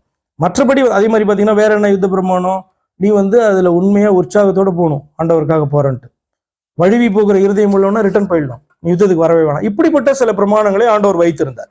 அங்க போய் யுத்தத்துல நீ நின்று பார்த்தீங்கன்னா இப்படிதான் குத்தணும் அப்படிதான் குத்தணும் அப்படிலாம் சொல்லல ஆண்டவர் இல்லையா. அது வந்து கம்ப்ளீட்டா அது வந்து யுத்தம். ஓகேவா? அதே போல நம்முடைய திட்டங்கள், இந்த வேதத்தினுடைய பிரமாணம் நமக்கு தெரியும்ல, இது ஆண்டவருக்கு பிடிக்குமா பிடிக்காது தெரியாதா? திங்க் பண்ண தெரிஞ்சிடும்ல. திட்டத்தை நம்ம போடலாம். அந்த திட்டத்தை எக்ஸிக்யூட் பண்ணும்போது நமக்கு இது ஆண்டவருக்கு பிரியமா பிரியம் இல்லையா, இது வேத வார்த்தை விரோதமா இருக்குதா இல்லையா அப்படின்னு நமக்கு தெரியும்ல. அப்ப என்ன பண்ணணும்? உள்ளுக்குள்ள திட்டத்தை அட்ஜஸ்ட் பண்ணணும். ஓகே, மிஷன் வந்து ஒண்ணுதான். மிஷன் வந்து பாத்தீங்கன்னா அங்க போயிட்டு அந்த ராஜாவை மேற்கொள்ள வேண்டும் என்பது மிஷன். இது வந்து பாத்தீங்க மிஷனா விஷன் இல்ல, விஷன். மிஷன் வந்து பாத்தீங்க அப்படின்னா இவன் தான் பிளான் பண்ணணும். இப்படி போலாமா, இப்படி போலாமா, இப்படி போலாமா, இல்லை கொஞ்சம் காத்திருக்கலாமா, இன்னும் கொஞ்சம் தாவீதுடைய நாட்கள்லாம் இன்னும் கொஞ்சம் பெட்டர். இவன் தாவீது எல்லாம் வந்து பாத்தீங்கன்னா ஸ்பெஷல். அவன் வந்து பாத்தீங்கன்னா தீர்க்கதரிசியா இருந்தான். ஆண்டவரை வந்து அவ்வளவா நேசித்தான். யெகூதெல்லாம் இவ்வளவா நேசித்தான், சிம்சோன் இவ்வளவா நேசித்தான்லாம் கிடையாது. தாவீது அவ்வளவா நேசித்தான். ஆனப்படினா ஆண்டவர்கிட்ட கேட்டான், ஆண்டவரை இப்ப போட்டுமா அப்புறம் போட்டுமா, போனா பிடிச்சிடுவோம் ஆண்டவரே, பிடிக்க மாட்டேனா ஆண்டவரே. இது வந்து எக்ஸ்ட்ரா தானே, ரொம்ப பிரயோஜனமா இருக்கும் இல்லையா. அப்ப அபிஷேகிக்கப்பட்டதான சிம்சோனுக்கும் வெற்றி, அபிஷேகிக்கப்பட்ட தாவீதுக்கும் வெற்றி. ஆனால் தாவீதுக்கு வந்து பாத்தீங்கன்னா வேற இன்னொரு பிரிவிலேஜ் இருந்தது. என்ன அப்படின்னா, தேவன் தன்னோடு கூட இருக்கிற உணர்வு காணப்பட்டது, தேவனுடைய வார்த்தையை பெற வேண்டும் என்கிற விருப்பம் காணப்பட்டது. அப்ப இது வந்து பாத்தீங்க அப்படின்னு சொன்னா அடுத்த ஸ்டேஜ், நியாயாதிபதிகளுக்கு அடுத்த ஸ்டேஜ் ராஜாக்கள். அதுக்கப்புறம் தீர்க்கதரிசியுடைய வாழ்க்கையில நீங்க பாப்பீங்க அப்படின்னு சொன்னா இன்னும் அதிகமா அவர்கள் கேட்டு கேட்டு பண்ணதெல்லாம் பாப்பீங்க. அப்போஸ்தலருடைய வாழ்க்கையில இன்னும் ரொம்ப ஸ்பெசிஃபிக்கா இருக்கும் நியூ டெஸ்டமெண்ட் பீரியட்ல வரும்போது. அப்ப இன்னைக்கும் வந்து பாத்தீங்க அப்படின்னு சொன்னா நம்முடைய திட்டங்கள் வந்து நிறைய திட்டங்கள் நம்ம வந்து போடும் போதே, இப்போ நம்ம சர்ச் தான் நடத்துறோம், சர்ச்சில் ஒரு காரியத்தை செய்யறோம் அப்படின்னு சொன்னா ஆண்டவர்கிட்ட ஒவ்வொரு காரியத்தையும் நம்ம கேட்டு பண்ணணும் அப்படின்றது உண்மை. ஆனால் சில காரியங்கள்லாம் நமக்கு பண்ணணும், இப்படி பண்ணணும்னு தெரியுமே, இப்படி பண்றது ஆண்டவருடைய வார்த்தைக்கு விரோதமானது அல்ல அப்படின்றது நமக்கு தெரியும்ல. அது தைரியமா பண்ணலாம்ல நம்ம. அது ஆண்டவர் அங்கீகரிக்க மாட்டாரா? நமக்கு தெரியும், அவருடைய வார்த்தையின்படி இருந்தால் அதை அங்கீகரிப்பார். என்னன்னா அந்த ஜெபத்தோட நம்ம செய்ய போறோம், இதை நம்ம செய்ய போறோம் அப்படின்னா அதில் ஜெபத்தோட செய்ய போறோம். அந்த பிளான் மனசிலாகல. சிம்சோனை மனசுல வச்சுக்கோங்க. அவன் என்ன பண்ணான்? பிரமாணத்தை பெற்றிருந்தும் பிரமாணத்தை மீறினான். கர்த்தர் காரியங்களை வாய்க்க பண்ணார். ஏன்னா இஸ்ரவேல் ஜனங்களுக்காக காரியத்தை வாய்க்க பண்ணார். ஆனால் சிம்சோன் செய்ததான காரியத்தினுடைய பலனை சிம்சோன் அடைந்தான். கண்கள் பிடுங்கப்பட்டு சிறுமைப்பட்டு, ஆனால் மனம் திரும்பி ஆண்டவரை கேட்கும்போது பெரிய ரட்சிப்பை பார்த்தீங்கன்னா கொடுத்தார். யாருக்காக கொடுத்தார்? இஸ்ரவேல் ஜனங்களுக்காக. நம்ம திரும்ப திரும்ப நினைப்போம் சிம்சோனுக்காக இல்ல, இஸ்ரவேல் ஜனங்களுக்காக, அவருடைய நாமத்தின் மகிமைக்கென்று ஆண்டவர் கொடுத்தார். அப்ப அவன் உயிரோடு இருக்கும்போது கொண்டவர்களை பார்க்கலும் மரிக்கும் போது கொண்டவர்கள் அதிகம் என்று சொல்லி நம்ம வேதத்துல வாசிக்கிறோம். என்ன அப்படின்னா, கர்த்தர் அந்த பெலிஸ்தியர்களுக்கு முன்பாக தன்னுடைய நாமத்தை அவர் தூஷிக்க விடல. ஏன்னா தன்னுடைய மனுஷன் மனம் திரும்பி கேட்கிறான்.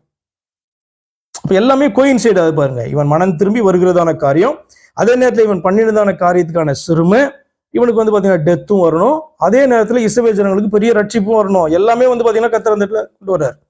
அதுதான் காட். மனுஷனால அதை திங்க் பண்ண கூட முடியாது. ஓகே,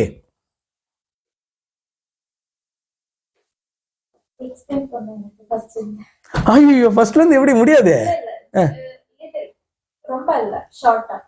நியாயாதிபதிகளின் புஸ்தகத்தை நம்ம பார்க்கும்போது ஆண்டவர் வந்து இஸ்ரவேல் ஜனங்களை எகிப்து தேசத்திலிருந்து அழைத்து கொண்டு வந்தார்ல, ரொம்ப ஸ்பெசிஃபிக்கான இன்ஸ்ட்ரக்ஷன்ஸ் அவர்களுக்கு கொடுத்திருந்தார்.